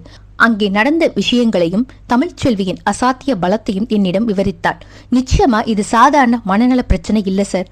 ஒரு 13 வயசு பொண்ணு 4 ஆள் பலத்தோட வந்து என்கிட்ட மோதுறானா அதுக்கு வேற ஏதோ சக்தி தான் காரணம். அந்த பையன் ஜெயக்குமார் ஆவிதான் இவளை பிடிச்சிருக்குன்னு தோணுது. அதனாலதான் நாளைக்கு காலையில லாஸ்பேட் பக்கத்துல இருக்கிற கன்னிவார் கோயிலுக்கு கூட்டிட்டு போகலான்னு இருக்கேன். நான் சற்று யோசித்து விட்டு சொன்னேன், சரி ராம்ஸ், சும்மா இருந்து நிலைமை மோசமாகிறத விட ஒரு முயற்சி எடுத்து பார்க்கலாம். ஆனா ஜாக்கிரதை, மாத்திரை கொடுத்தும் அவ தூங்கலனா பாட்டி ரொம்ப வீரியமா இருக்குன்னு அர்த்தம். முதல்ல அதை டெஸ்ட் பண்ணு. சரிங்க சார் என்று ராம் சொன்னதும் நான் அவளை தைரியப்படுத்தி விட்டு காலை கட் செய்தேன். ராம்ஸ் அக்கா ஒரு நீண்ட பெருமூச்சை விட்டுவிட்டு தன் மனதை திடப்படுத்திக் கொண்டு வீட்டின் கதவை திறந்து உள்ளே நுழைந்தாள். மூணாரின் அந்த இரவு குளிர் பற்களை டைப்படிக்க வைத்துக் கொண்டிருக்க அனைவரும் ஹோட்டல் அறைகளில் தங்கி இருந்தனர். நானும் பக்ருதீன், பழனி மற்றும் ரகு ஆகிய 4 மட்டும் அந்த எலைட் ரிசார்ட்டின் உயரமான ட்ரீ ஹவுஸில் தங்கியிருந்தோம். வெளியே வீசும் காற்றில் அந்த பெரிய மரத்தின் கிளைகள் ஆடும் சத்தம் ஒரு ரகசிய மொழி பேசி தாளாட்டும் கவிதை போல கேட்டது. ஜன்னல் கண்ணாடிகளில் மெல்ல கோலமிட்ட பனிப்புகை பூமிக்கும் வானுக்குமான இடைவெளியை துடைத்துவிட்டு அந்த ட்ரீ ஹவுஸை ஒரு வெண்ணிற கனவுக்குள் சிறைப்பிடித்தது. நாங்கள் அனைவரும் கனமான ஜர்கின் மற்றும் ஸ்வெட்டர்களுக்குள் புதைந்திருந்தோம். அறையின் மையத்திலிருந்து மேஜை மீது ஆங்காங்கே சிதறி கிடந்த ஸ்நாக்ஸ் பாக்கெட்டுகளும் கண்ணாடி டம்ளர்களும் மிச்சமிருந்த ஆல்கஹால் நறுமணமும் எங்களது இரவு நேர கொண்டாட்டம் எந்த லெவலில் இருந்தது என்பதை மௌனமாக பறைசாற்றின. ராம்ஸ் அக்காவிடம் பேசி முடித்துவிட்டு நான் போன் வைத்ததும் பழனியும் ரகுவும் அடுத்த ரவுண்டுக்கு தயாரானார்கள். உடனே பக்ருதி, யார்கிட்ட இருந்து போன் என்ன என்று கேட்க நான் பாண்டிச்சேரியில் தமிழ்ச்செல்விக்கு நடக்கும் அந்த விசித்திரமான சம்பவங்களை சுருக்கமாக சொன்னேன். அதன் பிறகு நாங்கள் வேறு விஷயங்களை பேச ஆரம்பித்தாலும் பக்ருதீன் மட்டும் தீவிரமான யோசனையில் ஆழ்ந்தான். அடுத்தடுத்து அவன் பற்ற வைத்த சிகரெட்டுகளின் சாம்பிள் ஆஸ்ட்ரேயரை மெல்ல நிரப்பத் தொடங்கியது. என்னடா ஃபக், இன்னும் அந்த யோசனையிலே இருக்கியா என்று நான் கேட்க பக்ருதீன் மெதுவாக திரும்பி, ஆமா அண்ணன், நீங்க சொன்னதை வச்சு பார்க்கும்போது ஒரு சின்ன குழப்பம். அந்த பொண்ணோட ஃப்ரெண்ட்ஸ் கொடுத்த ஸ்டேட்மெண்ட்ல முள்ளுக்காட்டுல ஒரு கருப்பு உருவத்தை தமிழ் பார்த்ததா சொல்லியிருக்காங்க. ஆனா இப்போ வீட்டுல இருக்கிற தமிழ்ச்செல்வி தற்கொலை பண்ணிக்கிட்ட ஜெயக்குமார் பேரை சொல்றதா சொல்றீங்க. அப்படின்னா இந்த கேஸ்ல 2 அமானுஷ்யங்கள் ஒண்ணுக்கொன்னு கிராஸ் பண்ணுதே என்றான். நான் புன்னகைத்தபடி, நீ சொல்றது கரெக்ட் தான், ஆனா எதுக்கு தேவையில்லாம கன்ஃபியூஸ் ஆகுற? அந்த பையன் மண்ணெண்ணை ஊத்திக்கிட்டு சூசைட் பண்ணிக்கிட்டவன். அதனால தீயில கருகுன அந்த உருவ தோற்றத்தினால அவன் அப்படி இருக்கலாம். அதைத்தான் அந்த பசங்க கருப்பு உருவம்னு நினைச்சிருக்கலாம். அப்படித்தானே எடுத்துக்க முடியும் என்றேன். பக்ருதீன் ஆழ்ந்த ஒரு புகையை இழுத்து வெளியே விட்டு, இல்லன, சம்திங் இஸ் ராங், ஏதோ ஒரு பாயிண்ட் இடிக்கிற மாதிரி இருக்கு. ஆமா, அங்க மட்டும் நாம இருந்திருந்தா நல்ல ஒரு ஆக்ஷன் பிளாக் கிடைச்சிருக்கோம், மிஸ் ஆகிடுச்சு என்று சொல்லிவிட்டு அந்த புகையை வளையமாக ஊதி தன் ஆதங்கத்தை வெளிப்படுத்தினான். நான் அவன் தோளை தட்டி, அதனால என்ன, இன்னும் ஒரு நாள் தானே, நாளை மறுநாள் நேரடியா அங்க போய் நாமளே அட்டன் பண்ணிடலாம் விடு என்று சொல்ல பாட்டியை கண்டினியூ பண்ணோம். இதற்கிடையே ராம்ஸ் வீட்டுக்குள் நுழைந்ததும் அமுதா ஒரு தட்டில் சூடாக சோறு, சாம்பார் மற்றும் காய் வைத்து எடுத்து வந்தார். ராம்ஸ் தூக்கா மாத்திரையை வாங்கி ஒரு ஸ்பூனால் நசுக்கி பொடி செய்து சாம்பார் சாதத்தோடு நன்றாக கலந்து பிசைந்தார். அக்கா, சாப்பாடு கொடுத்துட்டு வாங்க. அமுதா உணவு தட்டை எடுத்துக்கொண்டு படபடக்கும் இதயத்தோடு ரூம் கதவை திறந்து உள்ளே நுழைந்தாள். மூளையில் அமர்ந்து அழுது கொண்டிருந்த தமிழ்ச்செல்வி இப்போது விசித்திரமாக அமைதியாக இருந்தாள். அவள் மூச்சு விடும் சத்தம் கூட ஒரு விதமான உருமலை போல கேட்டது. அமுதா பயத்தை விழுங்கிக் கொண்டு சாப்பாடு தட்டை அவள் முன்னால் வைத்தார். சாப்பிடுமா என்று சொல்லிவிட்டு அவள் பதிலுக்கு காத்திருக்காமல் அவசர அவசரமாக அறையை விட்டு வெளியே வந்து கதவை சாத்தினாள். அமுதா வெளியே வந்த அடுத்த நொடி உள்ளிருந்த தட்டு தரையில் இழுபடும் சுர் என்ற சத்தமும் கைகளால் சோற்றை அள்ளி போட்டு சாப்பிடும் சத்தமும் கேட்டது. அன்றிரவு ராம்சக்கா கொடுத்த அந்த தூக்க மாத்திரை வேலை செய்ய தொடங்கியது. சாப்பாட்டை வெறித்தனமாக சாப்பிட்டு முடித்த தமிழ்ச்செல்வி அடுத்த சில நிமிடங்களிலேயே தரையில் சுருண்டு ஆழ்ந்த உறக்கத்திற்கு சென்றாள். தூங்கிக் கொண்டிருந்தவளை பார்த்த ராம்ஸுக்கு ஒரு சிறிய நம்பிக்கை. சரியான ட்ரீட்மெண்ட்டும் ஆன்மீக பலமும் இருந்தா இதை விரட்டிடலாம் என்று ராம்ஸின் மனதிற்குள் நினைத்துக் கொண்டார். தமிழ்ச்செல்வி இருந்த ரூமை கவனமாக பூட்டி வைக்க அமுதா, ஆறுமுகம், தனலட்சுமி மற்றும் ராம்ஸ் நால்வரும் ஹாலிலேயே அமர்ந்திருந்தனர். எப்போது விடியும் என்கிற எதிர்பார்ப்பிலும் பயத்திலும் ஏதேதோ பேசிக் கொண்டிருந்தார்கள். தமிழ்ச்செல்வியை பற்றி பேசினால் இன்னும் பயம் கூடும் என்பதால் அவர்கள் வலுக்கட்டாயமாக வேறு சில விஷயங்களை பேசி மனதை திசை திருப்ப முயன்றார்கள். ஆறுமுகம், இந்த வருஷம் ஊர் திருவிழாவுக்கு வரி வசூல் பண்றதுல ஏதோ பிரச்சனைன்னு சொன்னாங்களே, அது முடிஞ்சுதா என்று அமுதா மெல்ல ஆரம்பித்து கேட்டார். ஆறுமுகம் ஒரு பெருமூச்சை விட்டுவிட்டு, அதை ஏங்கா கேக்குறீங்க? வடக்கு தெருவில் இருக்கிற 4 பேரு வழக்கம் போல முரண்டு பிடிச்சாங்க. ஆனா அப்புறம் பஞ்சாயத்து தலைவர் வந்து பேசிதான் ஒரு வழியா சரி கட்டினார். இந்த தரம் கரகாட்டம்லாம் வேணாம், வெறும் சாமி ஊழல் மட்டும் போதும்னு ஒரு முடிவுக்கு வந்திருக்கும் என்றான். உடனே அமுதா, ராமு, பேக்கரி வேலை எப்படி உனக்கு போயிட்டு இருக்கு? செட் ஆகிடுச்சா? ராம்சக்கா ஒரு பெருமூச்சை விட்டு விட்டு, வேலை என்னமோ கொஞ்சம் கஷ்டமா தான் இருக்குக்கா, நின்னுக்கிட்டே இருக்கணும். ஆனா முதல்ல பார்த்த அந்த துணிக்கடை வேலையை விட இது எவ்வளவோ பரவாயில்ல. அங்க காலையில போனா ராத்திரி வரைக்கும் உட்காரவே விட மாட்டாங்க. இப்ப பாக்குற வேலை நம்ம வீட்டுக்கு ரொம்ப பக்கத்துல இருக்கு, அதனால அலைச்சல் கம்மி, நேரத்துக்கு வீட்டுக்கு வந்துடலாம். இப்போதைக்கு இதுவே எனக்கு போதும்னு தோணுது என்றார். அவர்கள் ஒருவருக்கொருவர் எதையோ பற்றி விவாதித்துக் கொண்டிருந்தாலும் அவர்களின் ஆழ் மனதில் நடுக்கம் இருந்து கொண்டே இருந்தது. பேசிக்கொண்டே எப்போது தூங்கினார்கள் என்றே தெரியாமல் அசதியில் கண் அயர்ந்தார்கள். ஹாலில் 0 வாட்ஸ் பல்ப் மட்டும் மங்கலாக எரிந்து கொண்டிருந்தது. நள்ளிரவு, இரவு மணி 2. திடீரென அந்த பூட்டிய அறைக்குள் இருந்து ஒரு விசித்திரமான வாடை கசியத் தொடங்கியது. அழுகிய மீன்களும் கருகிய சதைகளும் கலந்த ஒரு கடுமையான நாற்றம் ஹால் முழுக்க பரவி ராம்சக்காவின் தூக்கத்தை கலைத்தது.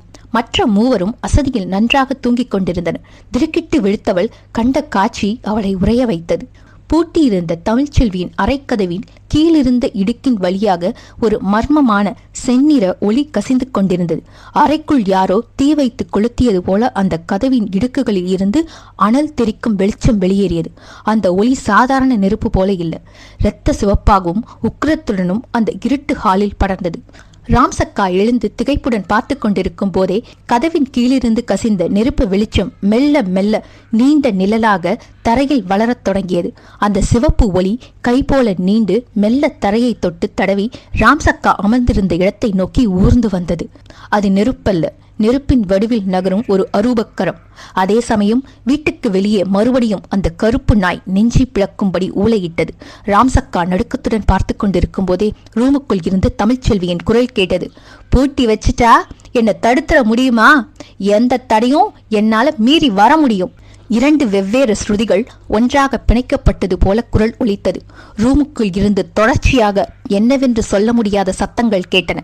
ஒருபுறம் மூச்சுக்குழாய் வெந்து போய் திக்கி திக்கி பேசும் மெல்லிய நடுங்கும் குரல், அவளை விட்டுடு என்று தேம்பலாக கேட்க, அதற்கு அடியிலேயே ஒரு கனத்த இரும்பு தகடு தரையில் உரசுவது போன்ற அதிர்வோடு மற்றொரு குரல், யாரும் என் வழியில் குறுக்க வர முடியாது, எனக்கு பசிக்குது என்ற கர்ஜனை. அந்த குரல் கேட்ட அடுத்த வினாடி ஹாலில் இழைந்து கொண்டிருந்த அந்த ஒற்றை பல்ப் டப்பென்று வெடித்து சிதறியது. வீடு முழுமையான இருளில் மூழ்கியது. அந்த அடர்ந்த இருட்டில் அழுகிய மீன் நாற்றம் இப்போது ராம்சக்காவின் முகத்திற்கு மிக அருகில் வீசியது.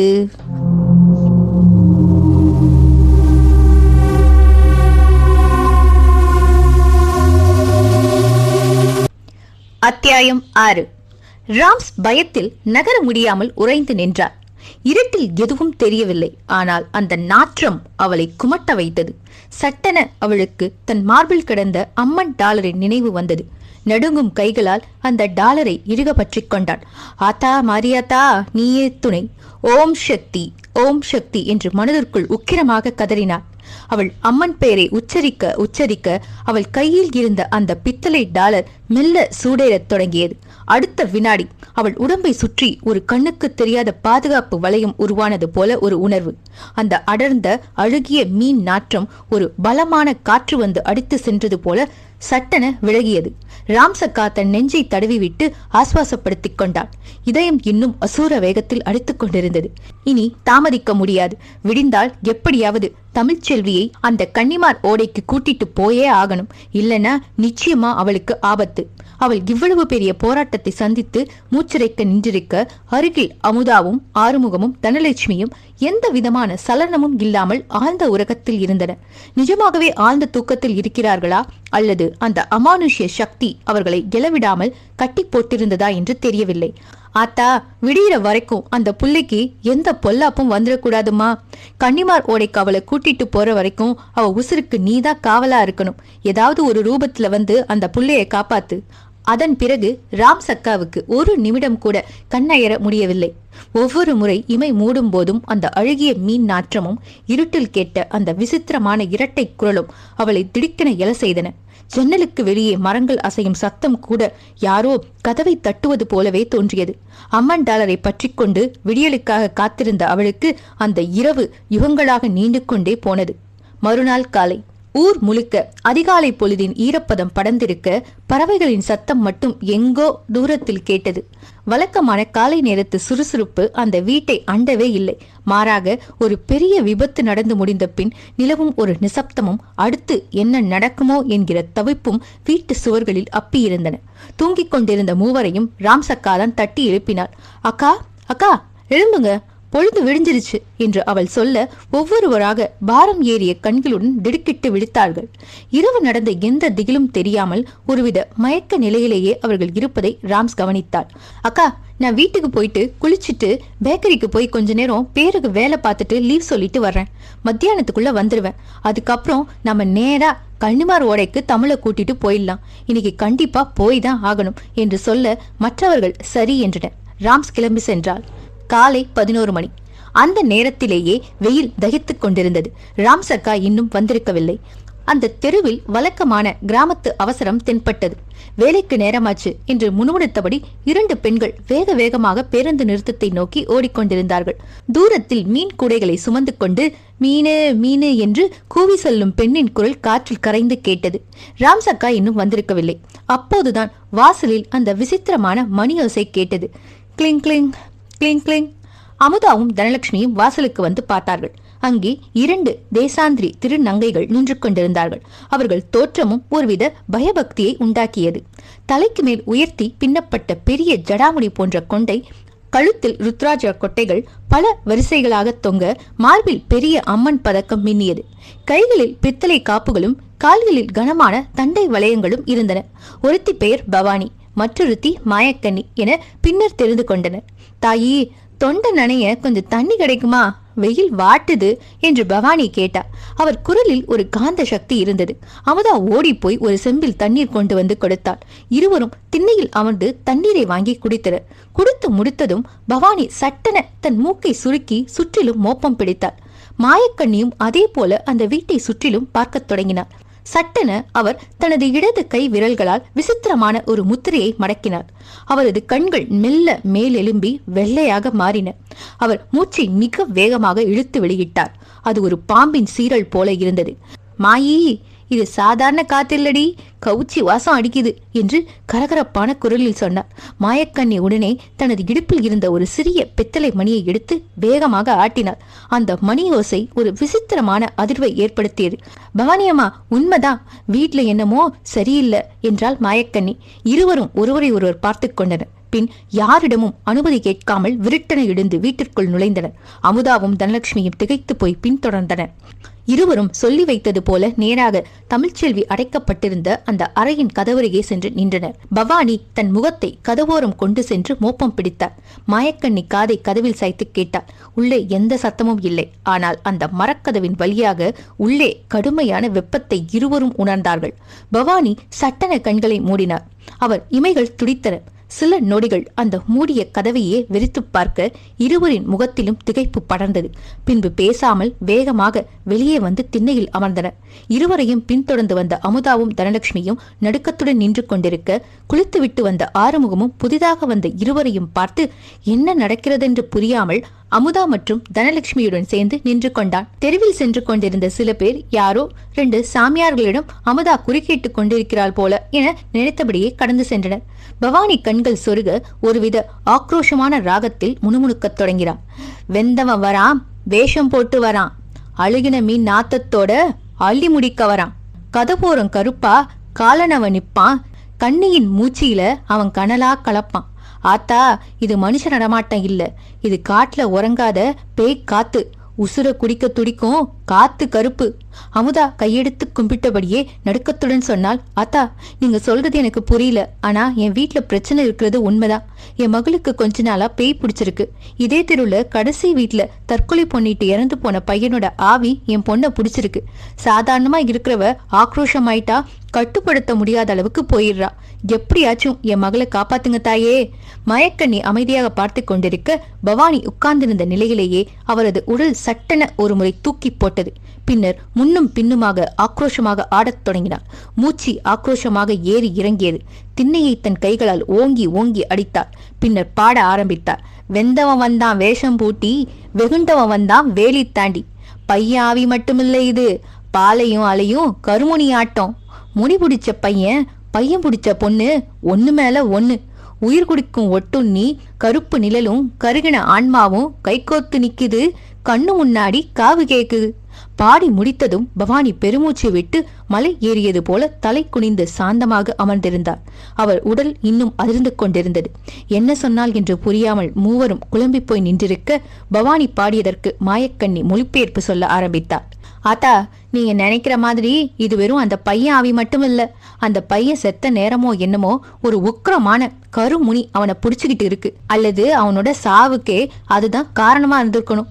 இப்போ அந்த முனிக்கு அந்த பையன் ஒரு கருவி மாதிரி. அந்த பையன் மூலமா இப்போ உன் பொண்ணு உடம்புக்குள்ள 2 பேரும் புகுந்துட்டாங்க. ஒன்னு அந்த பையன், இன்னொன்னு ரத்த காவு கேக்குற கருமுனி. அதான் உன் பொண்ணு பெரும் பலத்தோட ஆடுறா. வெறும் ஆவிக்கு அவ்வளவு பலம் கிடையாது தாயி. மூவரும் நடுநடுங்கி போனார்கள். தனலட்சுமி, என்ன ஆத்தா சொல்றீங்க? நீங்க சொல்றது நிஜம்தானா? உடனே மாயக்கண்ணி சொன்னா, நெசந்தான்.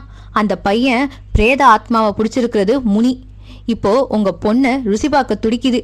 மேல்மருவத்தூர் கோயிலுக்கு தான் நாங்க நடைபயணம் போயிட்டு இருந்தோம். இந்த பக்கம் ஏன் வந்தோம்னே தெரியல. கால் அது பாட்டுக்கும் இழுத்துட்டு வந்துருச்சு. ஒருவேளை உங்ககிட்ட இந்த செய்தியை சொல்றதுக்கு தான் எங்களை கூட்டிட்டு வந்துச்சோ என்னமோ. பவானி இன்னும் தலை குனிந்தபடியே அமர்ந்திருந்தாள். ஆறுமுகமும் தனலட்சுமியும் ஈரக்குலை நடுங்கு நின்றார்கள். உடனே அமுதா தொடர்ந்தாள். ஆத்தா, என் சொந்தக்கார பொண்ணு ஒருத்தி இவளை கன்னிமார் ஓடைக்கு கூட்டிட்டு போலாம்னு சொன்னா. அவ வர்றதுக்காக தான் நாங்க காத்துக்கிட்டு இருக்கோம். அந்த நேரத்துல தான் நீங்க வந்து இந்த செய்தியை சொல்லிட்டீங்க. நாங்க என்ன பண்றது? நீங்க தான் நாங்க என்ன பண்ணணும் அப்படிங்கறத சொல்லணும். உடனே மாயக்கண்ணி தொடர்ந்தாள். நீங்க கோயிலுக்கு கூட்டிட்டு போற மாதிரி முயற்சி பண்றீங்கன்னு தெரிஞ்சதுன்னா அந்த முனி அவளை சும்மா விடாது. அது நிச்சயம் ஆபத்தாதான் முடியும். கடலில் இருந்து கரையேறிய கருங்காட்டு முனி அது. மனுஷங்களை பிடிக்காது, ஆத்மாக்களை தான் பிடிக்கும். அந்த பையனோட ஆத்மாவை பிடிச்சி அவன் மூலியமா தான் உன் பொண்ணு உடம்புக்குள்ள நுழைஞ்சிருக்கு. உயிருள்ள உடம்ப முனியால நேரடியா எதையும் செய்ய முடியாது. அதனாலதான் உன் பொண்ணு அதை பைத்தியம் பிடிக்க வைக்குது. அவளை தானாகவே தற்கொலை பண்ணிக்க வைக்க தூண்டுது. எப்போ உன் பொண்ணை உசுர மாச்சுக்கிறாளோ அந்த நிமிஷம் அந்த பையனோட ஆத்மாவையும் உன் பொண்ணு ஆத்மாவையும் தன் சக்திக்கு அடிமையாக்க முனி காத்துக்கிட்டு இருக்கு. இந்த பையன் ஆத்மாவை விரட்டினாதான் அந்த முனியையும் விரட்ட முடியும். ஜாக்கிரதை. என்னென்னமோ சொல்றாங்களே, என்ன பண்றதுன்னு தெரியாம 3 பேரும் குழம்பி போய் விதிர்விதித்து நின்றார்கள். உடனே அமுதா தொடர்ந்தாள். ஆத்தா, எனக்கு என்ன பண்றதுன்னே தெரியல. வேற நாதியும் இல்ல. தயவு செஞ்சு நீங்களே என் பிள்ளையை காப்பாத்தி கொடுங்க ஆத்தா என்று கையெடுத்து கும்பிட்டு கதறினாள். மாயக்கண்ணி தயக்கமாக, ஐயோ, இப்படி கேட்டுட்டீங்களே, நான் என்ன பண்ணுவேன்? நாங்க நாளைக்கு மேல்மருவத்தூர்ல இருந்தாகணுமே, முக்கியமான காரியத்துக்காக போயிட்டு இருக்கோம் என்று சொல்ல அமுதா விடாமல் மாயக்கண்ணியின் கால்களை பற்றி கொண்டாள். ஆத்தா, அந்த சாமியை உங்களை அனுப்பி இருக்குன்னு நீங்க தான் சொன்னீங்க. என் பிள்ளைய இப்படி உசுறு உசுலாடிட்டு இருக்கிற நிலைமையில விட்டுட்டு போறது அழகா?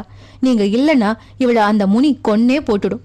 மாயக்கண்ணி அவளை எழுப்பி விட்டு, எழுமுமா, நாங்க அகோர மண்டல விரதம் முடிச்சு நாளைக்கு மேல்மருவத்தூர்ல நடக்கிற ஆவணி மாத விசேஷ யாகத்துல கலந்துகிட்டு எங்க குருநாதர் கையால தீட்சையை வாங்கணும்.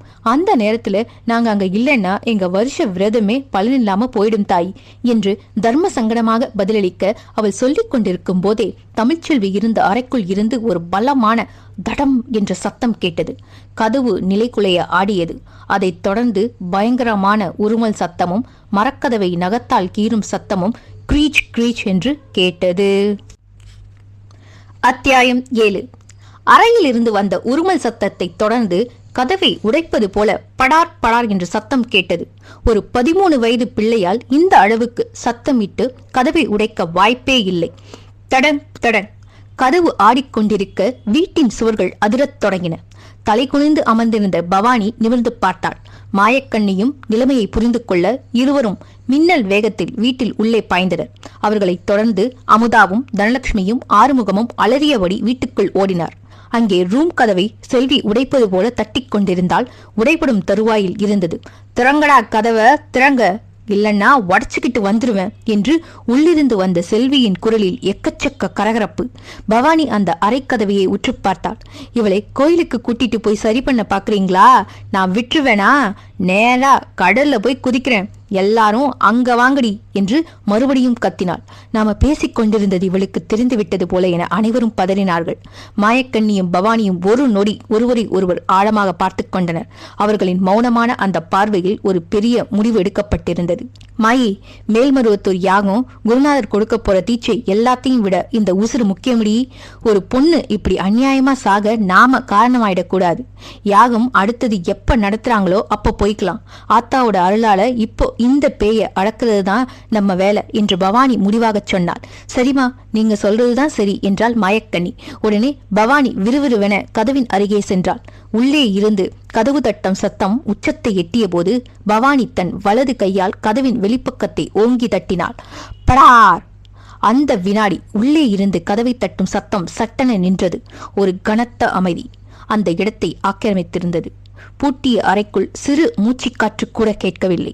பவானி மெதுவாக திரும்பி, மாயி, வெளியே நிக்கிற வேப்ப மரத்திலிருந்து வேப்பில பறிச்சுக்கிட்டு வா என்றாள். சரிமா என்று சொல்லிவிட்டு மாயக்கண்ணி வாசலை நோக்கி சென்றாள். எதற்காக செல்கிறாள் என்பது அவளுக்கு தெரியும். அடுத்து பவானி அமுதாவை பார்த்து, தாயி, வீட்டுல விபூதி ஊதுபத்தி இருக்குமா என்று கேட்டார். அமுதா நடுங்கும் குரலில், இருக்கா அத்தா, வீரம்பட்டின அம்மன் கோயில் விபூதி டப்பால வச்சிருக்கேன், இதோ எடுத்துட்டு வரேன் என்று சொல்லிவிட்டு சமையலறை பக்கம் ஓடினாள். தனலட்சுமியும் ஆறுமுகமும் பூட்டிய கதவையை மிரண்டு போய் பார்த்து கொண்டிருந்தனர். பவானி கதவை திறக்கும்படி அதட்டலான செய்கை காட்ட ஆறுமுகம் சென்று நடுங்கும் கைகளுடன் பூட்டை திறந்தான். கதவு திறக்கப்பட்ட அந்த வினாடி உள்ளிருந்து ஒரு அனல் காற்று முகத்தில் அரைந்தது. ஆறுமுகம் விட்டால் போதும் என்று வேகமாக நகர்ந்து பவானிக்கு பின்பக்கமாக போய் நின்று கொண்டான். அமுதா விபூதி ஊதுபத்தியை எடுத்து வந்து கொடுக்க அதை வாங்கிக் கொண்டு பவானி ரூமுக்குள் நுழைந்தாள். மூவரும் வாசலில் திகிலுடன் நெஞ்சை பிடித்துக் கொண்டிருந்தனர். ரூமுக்குள் நுழைந்த பவானி உள்ளே பார்க்க தமிழ்ச்செல்வி தரையில் அமர்ந்திருக்கவில்லை. கட்டிலின் மேல் ஒரு மிருகத்தைப் போல குந்தி அமர்ந்து கொண்டு கண்கள் நிலைகுத்தி பார்க்க யாரையோ வேட்டையாட காத்திருப்பது போல இருந்தாள். அதே சமயம் வாசலில் இருந்து வேப்பிலை கொத்துக்களுடன் மாயக்கண்ணி மூச்சிறைக்க ஓடி வந்தாள். மா, தோ வந்துட்டேன் என்று கத்தியபடி அவளும் அந்த அறைக்குள் நுழைந்தாள். அவர்கள் இருவரும் இருக்கும் தைரியத்தில் மற்றவர்கள் உள்ளே வர முயல, யாரும் உள்ள வராதிங்க, அங்கே நில்லுங்க என்று மாயக்கண்ணி தடுத்தார். இருவரும் உள்ளே நுழைந்த அடுத்த நொடி தமிழ்ச்செல்வி ஆக்ரோஷமாக பார்த்து எழும்பி நிற்க, அடுத்த நொடியே அவளுடைய ஆக்ரோஷத்தின் கீறல் அவர்களின் தோற்றத்தையும் கோலத்தையும் பார்த்தபோது அவள் முகத்தில் குழப்பம் மின்னி மறைந்தது. இவர்களது சடாமுடியையும் கழுத்தில் தொங்கிய ருத்ராட்ச மாலைகளையும் கண்டு ஒரு கணம் தமிழ்ச்செல்விக்கு திகைப்பு. அவளின் ஆக்ரோஷத்தில் சிறு விரிசல் விட்டதை பவானி கவனித்தாள். ஒரு கட்டத்தில் பவானி கண்ணை காட்ட மாயக்கண்ணி மின்னல் வேகத்தில் தன் சுருக்கு பையில் இருந்த அந்த வெண்கல குமிழை திறந்தாள். அதற்குள் இருந்தது சாதாரண மையல்ல, சுடுகாட்டு சாம்பல், கருங்குருவி ரத்தம், எருமை நெய் மற்றும் கருப்பு ஊமத்தை, சென்னாயுருவி வேர் போன்ற மூலிகைகள் எல்லாம் சேர்த்து அமாவாசை அன்று காய்ச்சப்பட்ட அடர் கருப்பு நிற அகோர மை. மாயக்கண்ணி தன் மோதிர விரலால் அந்த மையை தொட்டு அறையின் 4 மூலைகளிலும் மின்னல் வேகத்தில் ஸ்தம்பன சக்கர குறியீடுகள் வரைந்தாள். ஒரு தலைகீழ் முக்கோணம், அதன் நடுவில் ஒரு செங்குத்தான கோடுகள், அந்த செங்குத்து கோட்டை சுற்றி ஒரு பாம்பு தலைவாளை தானே விழுங்குவது போன்ற வட்டமான அமைப்பு. முக்கோணத்தில் 3 மூலைகளிலும் ஹரம் என்ற பீஜ மந்திரத்தின் குறியீடுகள் தான் அந்த சக்கரம். சக்கரத்தின் மையத்தில் விபூதியை தேய்த்தாள். பவானி தன் கையில் இருந்த வேப்பிலை கொத்தை ஓங்கி பிடித்து கண்களை மூடி மந்திரத்தை உச்சரித்தாள். 4 திசை நடுகமுற்று 8 திசை கட்டுப்பட்டு காட்டுமுனி கால் விளங்கிட, கருப்பு நிழல் சிறைப்பட, ஆத்தா மாரியாத்தா ஆன ஓம் ஹ்ரீம் காளி வந்தனமே, வேப்பிலை கொத்துகளை மாயக்கண்ணியிடம் கொடுக்க அவள் 4 திசைகளிலும் சென்று சொருகி வைத்து ஊதுபத்தியையும் கொளுத்தினாள். அவர்கள் செய்வதை அனைத்தையும் குழப்பமாக ஏதோ மந்திரத்துக்கு கட்டுப்பட்டது போல பார்த்து கொண்டிருந்த தமிழ்ச்செல்வியினால் இப்போது ஒரு அடி கூட நகர முடியவில்லை. 4 திசைகளிலும் போடப்பட்ட அந்த மையின் குறியீடும் வேப்பிலை கட்டும் அவளை சுற்றி ஒரு இரும்பு சுவரை எழுப்பியது போன்ற உணர்வை தந்தது. அடுத்த சில நொடிகளில் பிடிப்பட்ட பாம்பை போல தமிழ்ச்செல்வியின் உடல் நின்ற இடத்திலேயே துள்ளத் தொடங்கியது. கண்ணுக்கு தெரியாத கயிறுகளால் பிணைக்கப்பட்டது போல அவளின் உடல் முன்னும் பின்னும் அதிர்ந்தது. விடுங்கடா, என்ன கட்டியா போடுறீங்க பாவீங்களா என்று அவள் தொண்டை நரம்புகள் புடைக்க கத்தினாள். அவளது கண்கள் கோபத்தில் சிவந்து நெருப்பு கோலங்களாக மாறின. மாயக்கண்ணி விபூதியை அள்ளி அவள் முகத்தை நோக்கி வீச அந்த விபூதிப்பட்ட இடத்தில் இருந்து மெல்லிய புகை வருவது போல தோன்றியது. தமிழ்ச்செல்வி கட்டிலின் அருகிலேயே நின்ற நிலையிலேயே முடக்கப்பட்டாள். அவள் நகர நினைக்கும் போதெல்லாம் அந்த 4 மூலைகளிலும் இருந்த வேப்பிலை கொத்துக்கள் அமானுஷ்யமாக சலசலத்தன. வாசலில் நின்ற அமுதாவும் மற்றவர்களும் அந்த சிறுமி ஒரு கூண்டுக்குள் அடைக்கப்பட்ட புலி போல துடிப்பதை பார்த்து ஈரைக்குலை நடுங்க நின்றார்கள். பவானி ஒரு நீண்ட பெருமூச்சை விட்டு திரும்பினார். மாயி, இனிமே இவன் இந்த கட்டை தாண்ட முடியாது. ஆனா இவளுக்குள்ள அந்த முனியோட முடிச்சிருக்கு, அதை எடுக்கணும். பவானியும் மாயக்கனியும் இப்போது விஸ்வரூபம் எடுத்தனர். அறை முழுவதும் வேப்பிள்ளையின் கசப்பும் ஊதுபத்தியின் புகையும் கவிழ்ந்திருக்க பவானி தன் கழுத்தில் இருந்த ருத்ராட்ச மாலையை கலற்றி கையில் சுற்றி கொண்டே தமிழ்ச்செல்வியை நெருங்கினார். யாடா நீ? கடல்ல இருந்து இறங்கின முனிதான? ஆத்தா ஆன, உண்மையை சொல்லு என்று பவானி கர்ஜிக்க தமிழ்ச்செல்வி தன் தலைமுடியை விரித்து போட்டுக்கொண்டு விகாரமாக சிரித்தார். சொல்ல மாட்டேன், இவன் ஏன் சொத்து, உன்னால முடிச்சதை பாத்துக்கங்கடி என்று தமிழ்ச்செல்வி கிழவனின் குரலில் எள்ளி நகையாடினார். பவானி முகம் கோபத்தில் சிவந்தது. மாயக்கண்ணி விபூதியை தமிழ்ச்செல்வியின் நெற்றியில் அழுத்தமாக தைத்துவிட பவானி வேப்பிலையால் அவள் முகத்தில் ஓங்கி அடித்தாள். இருட்டு முனிக்கு இரும்பு விலங்கு, எட்டி பிடிச்ச முனிக்கு 7 மடி வந்தனம். கால்கட்டு கைக்கட்டு கருப்பு முனி காவக்கட்டு, கடல் முனியே ஓடு, ஓடி வந்த வழிக்கே வேலியிட்டு கட்டு, பேச்சு கட்டு மூச்சு கட்டு, பிடிச்ச பிடிய அடியோடு விட்டுட்டு போய்க்கட்டு. அங்காளம்மா ஆணை, பெரிய பாளையத்து பவானி ஆணை, முண்டக்கண்ணி ஆணை, பண்ணாரி மாரியாத்தா ஆணை, ஓம் ஹ்ரீம் ஸ்தம்பன முனி பந்தனமே என்று பவானி மந்திரங்களை உக்கிரமாக உச்சரிக்கத் தொடங்கினார். அறைக்குள் சூறாவளி காற்று சுழன்றது போல மாயை. ஜன்னல் கதவுகள் படபடவன அடித்துக் கொண்டன. தமிழ்ச்செல்வி கட்டிலில் அமர்ந்தபடியே அந்தரத்தில் ஒரு அடி தூரம் கிளம்பி குதித்தாள். விடமாட்டேன், விடவே மாட்டேன். ஏய் சர்ச்சிகளா, இவளை கூட்டிட்டு போகாம நான் இங்கிருந்து நகரமாட்டேன் என்று பேய் ஓலமிட்டது. அந்த அறைக்குள்ளேயே கண்ணுக்கு தெரியாத போர் நடந்து கொண்டிருந்தது. பவானி மந்திரங்களை சொல்ல சொல்ல மாயக்கண்ணி வேப்பிலையால் தமிழ்ச்செல்வியை சுற்றி சுற்றி அடித்து விபூதியை வாரி இறைத்தாள். விபூதிப்படும் இடமெல்லாம் தமிழ்ச்செல்வியின் சருமத்தில் தீயால் சுட்டது போன்ற தழும்புகள். சட்டென தோன்றி மறைந்தது போல மற்றொரு மாயை. 1/2 மணி நேரமாக இந்த பயங்கர போராட்டம் நீடித்தது. ஆத்தா மாரியாத்தா, உன் கையில் இருக்கிற சூலாயுதத்துல இந்த முனியை விரட்டுத்தாயே என்று பவானி கண்கள் சொருக கத்தினாள். ஆனால் அந்த முனி அடங்குவதாக இல்லை. தமிழ்ச்செல்வியின் கண்கள் முழுவதுமாக வெண்மையாக மாறின. அவள் குனிந்து தன் கைகளால் தரையை ஓங்கி அடித்து, ஏண்டி ஊர் ஊரா பிச்சை எடுக்கிற உங்களுக்கு இங்கன்னடி வேலை, போங்கடி, அந்த மாரியாத்தாவே வந்தாலும் ஒன்னும் பண்ண முடியாது என்று சொல்லி தரையை காரி துப்பினார். பவானியை பார்த்து ஏளனமாக தன் உதடுகளை பிதுக்கி, சாமியாரா வந்திருக்கீங்களா இல்ல சாக வந்திருக்கீங்களா? நீங்க வச்சிருக்கிற அந்த குப்பையெல்லாம் என்கிட்ட வேலை செய்யாதடி சிரிக்கீங்களா என்று வக்கிரமாக பேசிக்கொண்டே அவர்களை கேவலப்படுத்தும் விதமாக ஆபாசமான சில செய்கைகளை செய்தான். அருவருப்பான சில கெட்ட வார்த்தைகளையும் சரளமாக பேசினாள். அந்த 13 வயது பெண் பிள்ளையின் வாயிலிருந்து அத்தகைய வார்த்தைகள் வருவதை கேட்டு வாசலில் நின்றிருந்த அமுதா காதுகளை பொத்திக் கொண்டாள். ஆத்தா மாரியாத்தா, உன்னை நம்பி இறங்கிட்டோம். இந்த முனி ஆடுற ஆட்டம் உன் கண்ணுக்கு தெரியலையா? உன்னோட இந்த தேசாந்திர பிள்ளைகளுக்கு சக்தியை கொடுமா. இதோ பார், இந்த முனியை இப்பவே உன் உடம்புல இருந்து உருவி எடு. என் காலால மிதிக்கவே ஆத்தா, நீயே துணை என்று கத்தியபடியே பவானி விபூதியை எடுத்து வீச, ஏய் பொட்டைங்களா, என்னடி பண்றீங்க? ஆம்பளையா பொம்பளையான்னு தெரியாத 9ங்க தப்பு தப்பா மந்திரம் போடுறீங்களா என்று சொல்லிவிட்டு அருவருப்பாக சிரித்தாள். பவானி ஆக்ரோஷமாக விபூதியை அள்ளி தூவ தூவ தமிழ்ச்செல்வியின் முகம் ஒரு கோரமான சித்திரமாக மாறியது. தொடர்ந்து அவள் முகத்தில் வீசப்பட்ட விபூதி வியர்வையோடு கலந்து முகம் முழுவதும் வெண்மையான திட்டு திட்டாக படர்ந்திருந்தது. அவள் சிரிக்கும் போதும் கத்தும் போதும் தெரித்த எச்சில் அந்த விபூதியோடு கலந்து கன்னங்களில் வழிந்தது. கலைந்த தலைமுடி அந்த விபூதி ஈரத்தோடு முகத்தில் ஒட்டிக்கொள்ள ஒரு பைத்தியக்காரத்தனமான தோற்றத்தை அவளுக்கு கொடுத்தது. 1 மணி நேரத்தை நெருங்கிக் கொண்டிருந்தது. பவானி தொடர்ச்சியாக மந்திரத்தை உச்சரிக்க தமிழ்ச்செல்வி திடீரென வினோதமாக கைகால்களை உதைத்து தன் உடம்பில் கட்டியிருந்த பாவாடையை ஒரு நொடியில் கலற்றி எறிந்தாள். அவளின் அந்தரங்க உறுப்பிலிருந்து கருஞ்சிவப்பு நிறத்தில் துர்நாற்றத்துடன் ரத்தம் வழிந்தது. அந்த அறை முழுவதும் திடீரென ஒரு அழுகிய மீன் நாற்றம் பரவியது. பவானியும் மாயக்கண்ணியும் அந்த சிறு பெண்ணின் நிலையை நினைத்து பதறிப்போக தமிழ்ச்செல்வி முகத்தில் ஏளனச் சிரிப்பு. ரத்தம் வழிவது தொடர்ந்தது. மாயக்கண்ணி சுதாரித்து அந்த பாவாடையை எடுத்து வேக வேகமாக அவளுக்கு கட்டினாள். கட்டிவிடும்போது தமிழ்ச்செல்வி எதுவுமே செய்யாமல் கெக்களித்துக் கொண்டிருந்தாள். வாசலில் நின்ற அமுதா தன் மகளின் கோலத்தைக் கண்டு நிலை குலைந்து விழ தனலட்சுமி அவளை தாங்கி பிடித்துக் கொண்டாள்.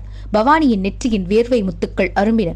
இத்தனை மந்திரங்கள் சொல்லியும் விபூதி வேப்பிலை அடித்தும் அந்த முனி அவள் உடம்பை விட்டு நகர மறுப்பது அவர்களுக்கு பெரிய சவாலாக இருந்தது. பவானி ஒரு கணம் மந்திரத்தை நிறுத்த அவள் காதுக்குள் மாயக்கண்ணி கிசுகிசுத்தாள். அம்மா, இது சாதாரண முனி மாதிரி தெரியல. சாதாரண முனிகள் இப்படி பேசாது. கொஞ்சம் உக்கிரமாதான் இருக்கு. அந்த முனி உசுரை எடுக்காம நகராது போல் இருக்கு. பவானிக்கும் மாயக்கண்ணிக்கும் அந்த 1 மணி நேர போராட்டம் பெரும் சோர்வை தந்திருந்தது. மந்திரங்கள் வேலை செய்தாலும் தமிழ்ச்செல்வியின் உடலில் இருக்கும் அந்த முனி ஏதோ ஒரு பிடிவாதமான காரணத்திற்காக அவளை விட மறுத்ததை உணர்ந்தார்கள். பவானி மாயக்கண்ணியை பார்க்க அவள் நிலைமையை புரிந்து கொண்டாள். மாயக்கண்ணி உடனே கூறினாள், அம்மா, ரொம்ப இழுக்க கூடாது. அந்த பொண்ணோட உடம்பு தாங்காது. நாம போட்ட கட்டு இருக்கிற வரைக்கும் தான் இவளால வாசப்படியை தாண்ட முடியாது. கொஞ்ச நேரம் ஆத்தாளை நடிச்சுக்கிட்டு அப்புறம் ஆரம்பிப்போம். இருவரும் அறையை விட்டு வெளியே வந்தனர். பவானி கதவை பூட்ட சொல்லவில்லை. பவானி விறுவிறுவென வீட்டு வாசலை நோக்கி நடந்து வெளியே திண்ணையில் சென்று அமர்ந்தாள். அரை மயக்கத்தில் இருந்த அமுதாவை தட்டி எழுப்பினாள் தனலட்சுமி. ஆறுமுகம் பரிதாபமாக பார்த்து கொண்டிருக்க மாயக்கண்ணி அவனை பார்த்து, கதவை திறந்தே வைங்க. நாங்க போட்டுட்டு இருக்கிற ஸ்தாபன கட்டு அவளை இந்த அறையை விட்டு வெளியே வரவிடாது. பூட்னா உள்ள என்ன நடக்குதுன்னு தெரியாம போயிடும் என்று சொல்லிவிட்டு அவளும் வெளியே சென்றாள். தமிழ்ச்செல்வி வெட்டிய வாழை மரம் போல் அப்படியே கட்டிலில் பொத்தென்று சரிந்து படுத்தாள். 5 நிமிடத்திற்கு பிறகு அமுதாவுக்கு சுயநினைவு வந்து நடந்த விஷயம் அவளுக்கு தெரிவிக்கப்பட்டதும் மேலும் பதறினாள். அமுதாவும் தனலட்சுமியும் ஆறுமுகமும் பதற்றத்துடன் வெளியே வந்தனர். திண்ணையில் அமர்ந்திருந்த பவானியின் முகம் தீவிரமான யோசனையில் இருந்தது. அமுதா நடுங்கும் குரலில், என்னம்மா, என்னாச்சு? என் பிள்ளையை ஏன் இப்படி பேசுறா? அந்த முனி ஏன் போக மாட்டேங்குது என்று அழுது கொண்டே கேட்டாள். பவானி பெருமூச்சு விட்டு, தாயே, அவளை பிடிச்சிருக்கிறது சாதாரண காத்து கருப்பு இல்ல, அது ஒரு உக்கிரமான முனி. அவளை விட மாட்டேன்னு அடம் பிடிக்குது. நாம மந்திரம் போட போட அது இன்னும் பலமாகுது. ஏதோ ஒரு விஷயம் அந்த முனியை இவளோட இறுக பிணைச்சிருக்கு. அது என்னன்னு தெரியாம இத முழுசா விரட்ட முடியாது என்றாள் கவலையுடன். தனலட்சுமி கைகளை கூப்பி, ஆத்தா, எப்படியாச்சும் எங்க பிள்ளைய காப்பாத்தி கொடுங்க. அவ சின்ன பொண்ணு ஆத்தா, அந்த பேய் பேசுற பேச்சை கேட்கவே சைக்கிள என்று வேண்டினாள். மாயக்கண்ணி தொண்டையை செருமியபடி, அதற்கு தான் முயற்சி பண்றோம். ஆனா இந்த பக்கத்து முனிகளை பத்தி எங்களுக்கு அவ்வளவா தெரியல. கொஞ்சம் தண்ணி கொடுங்க. உங்க வீட்டு தண்ணி வேண்டாம், தீட்டுப்பட்டு இருக்கு. பக்கத்து வீட்டில இருந்து யாராவது தண்ணி வாங்கிட்டு வாங்க என்றாள். தனலட்சுமி உடனே இதோ ஆத்தா என்று சொல்லிவிட்டு தெருவில் இறங்கி பக்கத்தில் இருந்த பார்வதி வீட்டை நோக்கி ஓடினாள். அந்த தெருவே அந்த வீட்டில் அலறல் சத்தத்தை கேட்டு திகைத்து போய் நின்றிருந்தது. வெளியே ஆங்காங்க ஒரு சில பேர் கூடி பேசிக் கொண்டிருந்தார்கள். தனலட்சுமி ஒரு பெரிய சைஸ் செம்பில் தண்ணீர் கொண்டு வந்து கொடுக்க 2 பெண் சாமியார்களும் மாற்றி மாற்றி குடித்துக் கொண்டனர். சரியாக அந்த நேரத்தில் தெரு முனையில் ஒரு ஆட்டோ வேகமாக வந்து வீட்டின் முன்னால் நின்றது. ஆட்டோவிலிருந்து ராம் சக்கா படபடப்புடன் கீழே இறங்கினார். திண்ணையில் அமர்ந்திருந்த அந்த இருவரையும் பார்த்ததுமே அவர்கள் சாதாரணமானவர்கள் அல்ல, பெண் சாமியார்கள் என்பதை ராம்ஸ் உணர்ந்து கொண்டார். அவர்கள் முகத்தில் இருந்த தேஜஸும் அதே சமயம் அப்பியிருந்த சோர்வும் அவளுக்கு ஏதோ ஒரு விபரீதத்தை உணர்த்தியது. ராம்ஸ் அவர்களை நோக்கி கையெடுத்து கும்பிட்டார். பின்னர் கண்ணீரும் கம்பளியுமாக நின்றிருந்த அமுதாவை பார்த்து, என்னாச்சுக்கா, ஏன் இப்படி நிக்கிறீங்க? செல்விக்கு இப்போ எப்படி இருக்கு என்று ராம்ஸ் பதற்றமாக கேட்க அமுதா விக்கி விக்கி அழுதபடி உள்ளே நடந்த கோரங்களை விளக்கினார். மாயக்கண்ணி குறுக்கிட்டு தமிழின் அட்டகாசங்களை மேலும் விளக்கினார். பவானி மட்டும் எதையும் கவனிக்காதவள் போல தலை குனிந்து அமர்ந்திருக்க அவள் உதடுகள் மட்டும் சத்தம் இல்லாமல் ஏதோ ஒரு மந்திரத்தை உச்சரித்துக் கொண்டே இருந்தன. சுற்று வட்டாரத்து வீட்டுக்காரர்கள் தங்கள் வீட்டு வேலைகளை செய்து கொண்டே அவ்வப்போது திண்ணை பக்கம் வந்து எட்டி பார்த்துவிட்டு பயத்தில் வேக வேகமாக திரும்பி போய்க் கொண்டிருந்தனர்.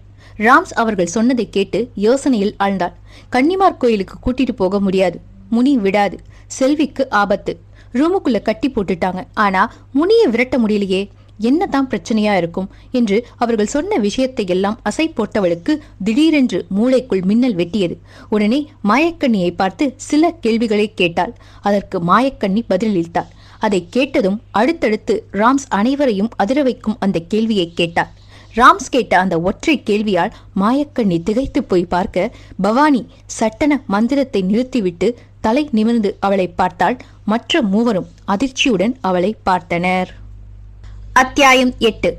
ராம்ஸ் அந்த அதிரடி கேள்வியை கேட்பதற்கு முன்னால் அதை உறுதிப்படுத்த கேட்ட முதல் கட்ட கேள்விகள் இவை. ராம்ஸ் கேட்ட கேள்விகள்: ஆத்தா, நான் கேட்கிறேன்னு தப்பா நினைச்சுக்காதீங்க. அந்த பொண்ணை காப்பாத்துறதுக்கு தான் இந்த முயற்சி பண்றேன், மத்தபடி உங்களை சோதிக்கிறதுக்காக இல்ல. தப்பு தப்பா மந்திரம் போடுறீங்கன்னு அந்த முனி கிண்டலா சிரிச்சுச்சுன்னு சொன்னீங்களே, எதனால அப்படி சொல்லுச்சுன்னு நினைக்கிறீங்க? உடனே மாயக்கண்ணி சொல்றா, தெரியலம்மா, ஆனா பவானி அம்மா போட்டது சரியான மந்திரங்கள் தான். ஆத்தா, நீங்க முனியை விரட்ட முயற்சி பண்ணும்போது அது பேசுச்சுன்னு சொன்னீங்கல்ல, எவ்வளவு குரல்கள் கேட்டுச்சு? மாயக்கண்ணி எதற்காக இப்படி கேட்கிறாள் என்று யோசித்தபடி ஒரே ஒரு குரல் தான் கேட்டுச்சு. அதுவும் அந்த பொண்ணோட குரல் இல்ல, ஏதோ ஒரு கிழட்டுத்தனமான கரகரப்பான குரல். அந்த முனியுடையதா இருக்கும். இந்த மாதிரி ஒரு முனியை எங்க சர்வீஸ்ல நாங்க பார்த்ததே இல்ல. கெட்ட சவகாசத்துல இப்படி ஆயிடுச்சு போல என்றார். உடனே ராம் சொன்னா, இடையில் வேறு எந்த குரல்களும் கேட்கலையா? வேறு எதுவுமே நடக்கலையா? இல்லையம்மா, எதுக்காக இதெல்லாம் கேட்கிறேன்னு புரியலையே. இந்த பதில்கள் தான் ராம்ஸை ஆழமாக யோசிக்க வைத்தவை. அப்படி என்றால் செல்விக்குள் பூந்திருக்கும் அந்த பையனுடைய ஆவி எங்கேயோ பதுங்கி இருக்கு. பதிலளித்துக் கொண்டிருந்தது அந்த முனியாகத்தான் இருக்கும். இதன் பிறகுதான் அவர்களை அதிர வைத்த அந்த கடைசி கேள்வியை ராம்ஸ் கேட்டார். அந்த கருங்காட்டு முனி மனுஷங்களை பிடிக்காது, ஆவிகளை தான் பிடிக்கும்னு நீங்க தான் சொன்னீங்க. அப்படின்னா அந்த பையன் ஆவியை தானே முனி பிடிச்சிருக்கணும். செல்வியை பிடிச்சிருக்க வாய்ப்பே இல்லை. அந்த பையன் தான் செல்வியை பிடிச்சிருக்கணும். நீங்க செல்வி கிட்ட இருந்து முனியை விரட்ட ட்ரை பண்ணாலோ அதற்குரிய மந்திரங்களை பிரயோகிச்சாலோ எப்படி பலனளிக்கும்? நீங்க அந்த பையனோட ஆவியை தானே விரட்ட முயற்சி பண்ணியிருக்கணும். என்னுடைய கேள்வி தப்பா இருந்தா மன்னிச்சுக்கங்க ஆத்தா என்று தயங்கி தயங்கி சொன்னால் ராம்ஸ். பெண் சாமியார்கள் அதிர்ந்து போய் பார்க்க மற்றவர்கள் திடுகிட்டு போனார்கள். பவானி மற்றும் மாயக்கண்ணியிடமிருந்து முதலில் ரெஸ்பான்ஸ் எதுவும் இல்லை. முந்திரி கொட்டையாக ஏதேதோ கேட்டு அவர்களை புண்படுத்தி விட்டோமோ என்று ராம்ஸ் தயங்கிக் கொண்டு நிற்க பவானியும் மாயக்கண்ணியும் ஒருவரை ஒருவர் ஆழமாக பார்த்து கொண்டனர். இதுவரை தாங்கள் செய்த சிகிச்சை ஏன் தோல்வி அடைந்தது என்பதற்கான விடை ஒரு பாமர பெண்ணின் வாயிலிருந்து இவ்வளவு எளிதாக வரும் என்று அவர்கள் எதிர்பார்க்கவில்லை. பவானி முகத்தில் புன்னகை. நிமிர்ந்து அமர்ந்து தன் ஜடாமுடியை தூக்கி செருகி விட்டு, சரியா சொன்ன தாயி, ஒண்ணு நாங்க அந்த பையன் கிட்ட இருந்து முனியை விரட்ட முயற்சி பண்ணிருக்கணும், இல்ல செல்வி உடம்புல இருந்து அந்த பையனை விரட்ட முயற்சி பண்ணிருக்கணும். ரெண்டுமே செய்யாம சம்பந்தமே இல்லாத வேலையை பார்த்திருக்கோம். அதனாலதான் மந்திரம் பலனளிக்கல. அந்த முனி எங்களை பார்த்து ஏன் ஏளனமா சிரிச்சதுன்னு இப்பதான் புரியுது. சரியான விஷயத்த சுட்டி காட்டியிருக்கீங்க, ரொம்ப நன்றி என்றார். மாயக்கண்ணி முகத்திலும் சோர்வு மறைந்து உற்சாகம் அரும்பி இருந்தது. உடனே பவானி சொன்னா, இப்ப விஷயம் தெரிஞ்சிடுச்சுல, இன்னொரு ரவுண்டு போலாம் வாங்க, யாராச்சும் போய் சாம்பிராணி வாங்கிட்டு வாங்க. ஆறுமுகம் உடனே தெருமுனை கடைக்கு சாம்பிராணி வாங்குவதற்காக ஓடினான். உடனே ராம்ஸ், ஆத்தா, இன்னொரு விஷயம் சொல்லணும். நான் புரிஞ்சுகிட்ட வகையில என்னன்னா, அந்த பையன் மோசமானவன் கிடையாது. ஏதோ ஒரு வகையில செல்வி கிட்ட ஈர்க்கப்பட்டு அவளை பிடிச்சிருக்கான். நீங்க சொன்னதெல்லாம் வச்சு யோசிச்சு பார்க்கும்போது அந்த முனிதான் அவனுக்கு மன உளைச்சலை ஏற்படுத்தி அந்த பையனை தற்கொலை பண்ண தூண்டி இருக்கணும். தமிழை காவு கொடுக்க அந்த பையனை அது கருவியா பயன்படுத்துதோன்னு பயமா இருக்கு. அந்த பாவப்பட்ட ஆத்மாவை பக்குவமா பேசி அனுப்பி விட்டுருங்கக்கா. ராம்ஸின் குரலில் இருந்த அந்த மனிதாபிமானம் பவானியை சற்று யோசிக்க வைத்தது. அது அவன் நடந்துக்கிறத பொறுத்துதான் தாயி. சொன்ன பேச்சு கேட்டு மரியாதையா போயிட்டா அவனுக்கும் நல்லது, நமக்கும் நல்லதுல்ல. முனிக்கு கையால நின்னு பிடிவாதம் பிடிச்சா சாமுண்டி ஆணைப்படி புடிச்சு மரத்துல ஆணி அடிக்கிறத தவிர வேற வழி இல்லை. ராம் சரி என தலையசைத்தான். சற்று நேரத்தில் ஆறுமுகம் கம்ப்யூட்டர் சாம்பிராணி பாக்கெட்டுகளுடன் மூச்சிறைக்க ஓடி வந்தான். பவானியும் மாயக்கண்ணியும் ஒருவரை ஒருவர் பார்த்து கொண்டனர். பின்னர் மௌனமாக தலை குனிந்து மந்திரங்களை உச்சரிக்கத் தொடங்கினர். அவர்களின் உதடுகள் அசைந்தன. ஆனால் சத்தம் வெளியே கேட்கவில்லை. அது தற்காப்பிற்காகவும் அந்த வீட்டுக்குள் இருக்கும் அமானுஷ்ய அதிர்வுகளை தாங்குவதற்காகவும் அவர்கள் போட்டுக்கொள்ளும் காப்பு மந்திரங்கள். ஒரு சில நிமிடங்களுக்கு பிறகு அவர்கள் இருவரும் எழும்பி வீட்டுக்குள்ளே செல்ல ராம்ஸ் அவர்களுக்கு பின்னால் சென்றார். மற்றவர்கள் அவர்களை ஆட்டுக்குட்டி போல பின்தொடர்ந்தார்கள். பவானி ரூமுக்குள்ளே செல்ல ராம்ஸும் உள்ளே நுழைந்தாள். மாயக்கண்ணி மட்டும் கிச்சன் இருக்கும் திசை நோக்கி சென்றாள். மற்றவர்கள் வாசலிலேயே நின்றார்கள். அறைக்குள் நுழைந்த போது அங்கிருந்த காட்சி ரத்தத்தை உறைய வைத்தது. மாயக்கண்ணி கிச்சனுக்கு சென்று ஒரு பிளேட்டை எடுத்து திரும்பி வந்து ரூமுக்குள் நுழைந்தாள். ரூமுக்குள்ளே நுழையும் போது எல்லாரும் அப்படி என்ன அதிர்ச்சியா பார்த்து கொண்டிருக்கிறார்கள் என்று மாயக்கண்ணியும் பார்க்க அவளும் அதிர்ந்தாள். தமிழ்ச்செல்வி கட்டிலில் இல்லை.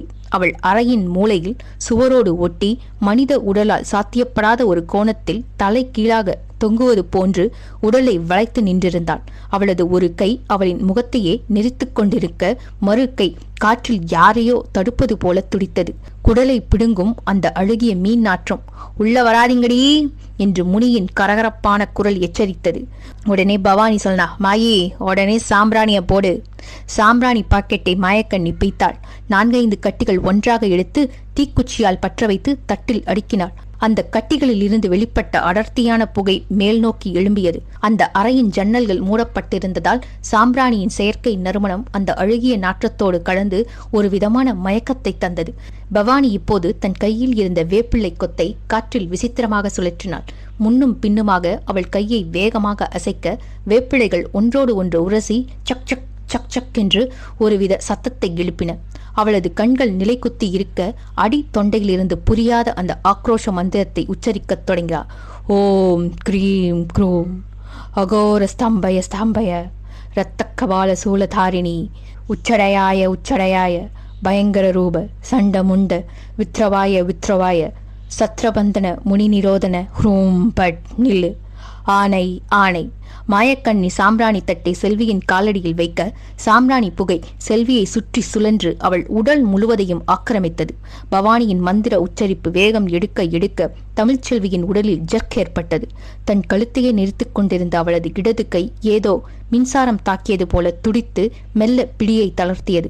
சுவரில் தலைகீழாக நின்றிருந்தவள் கண்ணுக்கு தெரியாத ஏதோ ஒரு விசை அவளை தரைக்கு இழுத்தது போல அப்படியே லாவகமாக அந்தரத்தில் ஒரு வளைவு வளைந்து தரைக்கு வந்தாள். பொத்தென்று கால்கள் தரையில் பட அந்த அடர்ந்த புகைக்கு நடுவே அவள் நேராக நிமிர்ந்து நின்றாள். தமிழ்ச்செல்வி தரைக்கு வந்து நின்றபோது பெண் சாமியார்களைத் தவிர மீதி அனைவரும் ஒரு கணம் அலறியே விட்டனர். புகை மூட்டத்திற்கு நடுவே தமிழ்ச்செல்வியின் உருவம் மனித உருவமாக தெரியவில்லை. தலைவிரி கோலமாக அவள் இருக்க கண்கள் மட்டும் புகைக்கு நடுவே இரத்த சிவப்பாக மின்னின. திடீரென செல்வியின் முகம் விகாரமாக துடித்தது. அவள் வாய் வழியாக அந்த முனி சிரித்தது. சிரிப்பில் ஏளனமும் ஆத்திரமும் கலந்திருந்தது. ஏண்டி பொட்டைங்களா, மந்திரத்தை மாத்தி போடுறீங்களா? விஷயம் உங்களுக்கு புரிஞ்சு போச்சோ? பவானி எதை பற்றியும் கவலைப்படாமல் மந்திரங்களை உச்சரித்துக் கொண்டிருந்தாள். பவானி உடனே ஓம் கிரீம் கிரீம் அகோர ருத்ர மகாகால ரூபய. மாயக்கண்ணி உடனே நமக என்றாள். பவானி மறுபடியும் சர்வ விக்கின சர்வபூத பிரேதபந்தன ஸ்வாகா முனிஸ்தம்பன கபாலசூல இரத்த சாமுண்டி அஜ்ஞானப நமக உச்சடையாய உச்சடையாய வித்ரவாய வித்ரவாய ஸ்வாகா ஆத்தா ஆணை அங்காளம்மன் ஆணை முண்டக்கண்ணி ஆணை ஸ்வாஹா ஸ்வாஹா ஸ்வாஹா. 2 தரப்பினரையும் ராம்ஸ் மாத்தி மாத்தி பார்த்து கொண்டிருந்தாள். புகை செல்வியின் மூச்சுக்குழாய்க்குள் திணிக்கப்பட்டது போல இருமத் தொடங்கினாள். நிறுத்துங்கடி நிறுத்துங்க, முனி அலறியது. முனி அடுத்து அருவருப்பான சில கெட்ட வார்த்தைகளை உதிர்த்துவிட்டு அத்தோடு நிற்காமல் மேலும் பல விதமான வக்கிரமான வார்த்தைகளை பேசி அவர்களை இழிவாக சித்தரித்தது. ஆபாசமான வசவுகள் வருவதை கேட்டு அனைவரும் முகம் சுளித்து அந்த பெண் சாமியார்களுக்காக வருத்தப்பட அவர்களோ கவலைப்பட்ட மாதிரி தெரியவில்லை. மந்திரங்கள் தொடர்ந்தார்கள். அதுவரை அமைதியாக பார்த்து கொண்டிருந்த ராம்ஸுக்கு வகைத்துவை இல்லாமல் ரத்தம் கொதித்தது. ஏண்டா உங்களை பக்குவமா பேசி கிளப்ப சொன்னா நீங்க இஷ்டத்துக்கு பேசுறீங்களா? பொம்பளையா ஆம்பளையான்னு ஆராய்ச்சி பண்றீங்களா? உங்களையெல்லாம் அடி வெளுத்து எடுக்கிறேன். என்னோட ட்ரீட்மெண்ட் தான் கரெக்டா இருக்கும் என்று கத்தினாள் ராம்ஸ். அந்த முனி கிழட்டுத்தனமாக ஏளன சிரிப்பை உதிர்த்தது. ஹஹஹஹா, அடிச்சு விரட்ட போறியா? எதிரடி அடிப்ப? இதோ இந்த பொண்ணோட உடம்புல தானே அடிப்ப, அடி, அடிச்சு பாரு, அவளுக்கு தான் வலிக்கும் என்று சவால் விட்டது. ராம்ஸ் பின்னால் திரும்பி பார்த்தார். வாசலில் திகைத்து நின்று கொண்டிருந்த ஆறுமுகத்தை பார்த்து, ஆறுமுகண்ண என்ன பார்த்துட்டு இருக்கீங்க? நல்ல தடியா பச்சை மரமா ஒரு மரக்கொப்பையை உடச்சி எடுத்துட்டு வாங்க, இவனுங்களை அடி உரிச்சி எடுக்கிறேன் என்று அதிகாரமான குரலில் கத்தினாள். ராமு, என்னமா பண்ற? புள்ள தாங்காது என்று அமுதா பதறினாள். நீங்க சும்மா இருங்கக்கா, இவங்களுக்கு பக்திக்கு மேல பயம்தான் கரெக்டா வரும். பின்னர் செல்வியை திரும்பி பார்த்து, டை ஜெயக்குமார், ஒழுங்கா மரியாதையா அந்த புள்ளைய விட்டுட்டு ஓடிரு, அதான் உனக்கு நல்லது, அவளுக்கும் நல்லது என்று சொல்லிவிட்டு முறைத்தாள் ராம்ஸ். அந்த முனி இன்னும் சிரிப்பை நிறுத்தவில்லை. சிரிக்கிறியா? நல்ல சிரி, இன்னும் கொஞ்ச நேரத்துல உன் சிரிப்பை நான் அடக்கிறேன் என்று ராம்ஸ் சொன்னதும் ஆறுமுகம் ஒன்றும் புரியாமல், ஆனால் ராம்ஸின் வேகத்தை பார்த்து மிரண்டு போய் வீட்டுக்கு வெளியே ஓடினாள். பவானி மந்திரத்தை நிறுத்தவில்லை. அவள் தொடர்ந்து உச்சரித்துக் கொண்டே இருந்தாள். முனி இன்னும் சத்தமாக சிரிக்க ராம்ஸின் கோபம் மேலும் அதிகரித்தது. அதன் கெக்களிப்பை பார்த்தும் ராம்ஸுக்கு புரிந்து போனது. அடித்தால் நிச்சயமாக செல்விக்குத்தான் வலிக்கும். கூடிப்போனால் அதன் மூலமாக அவளை பிடித்திருக்கும் ஜெயக்குமாரின் ஆவிக்கு வலிக்கலாம். முனிக்கு நிச்சயமாக வலிக்காது. ஆனால் முனியின் ஓவர் பேச்சு தாங்க முடியவில்லை. ஜெயக்குமாரை நெருங்க விடாமல் முனி சுவர் மாதிரி தடுத்து கொண்டிருப்பதை ராம்ஸும் உணர்ந்தாள். முனியை மீறி அவனை எப்படி நெருங்குவது? என்ன செய்யலாம்? எப்படியாவது செல்வியை காப்பாற்ற வேண்டும். ராம்ஸுக்கு வியர்த்து வழிந்தது. அந்த அறையில் அமானுஷ்ய வெப்பத்திற்கும் மனதின் பாரத்திற்கும் இடையே அவள் தடுமாறினாள். வாசலில் நின்றிருந்தவர்களின் நிலை இன்னும் மோசமாக இருந்தது. அமுதாவால் நிற்க முடியவில்லை.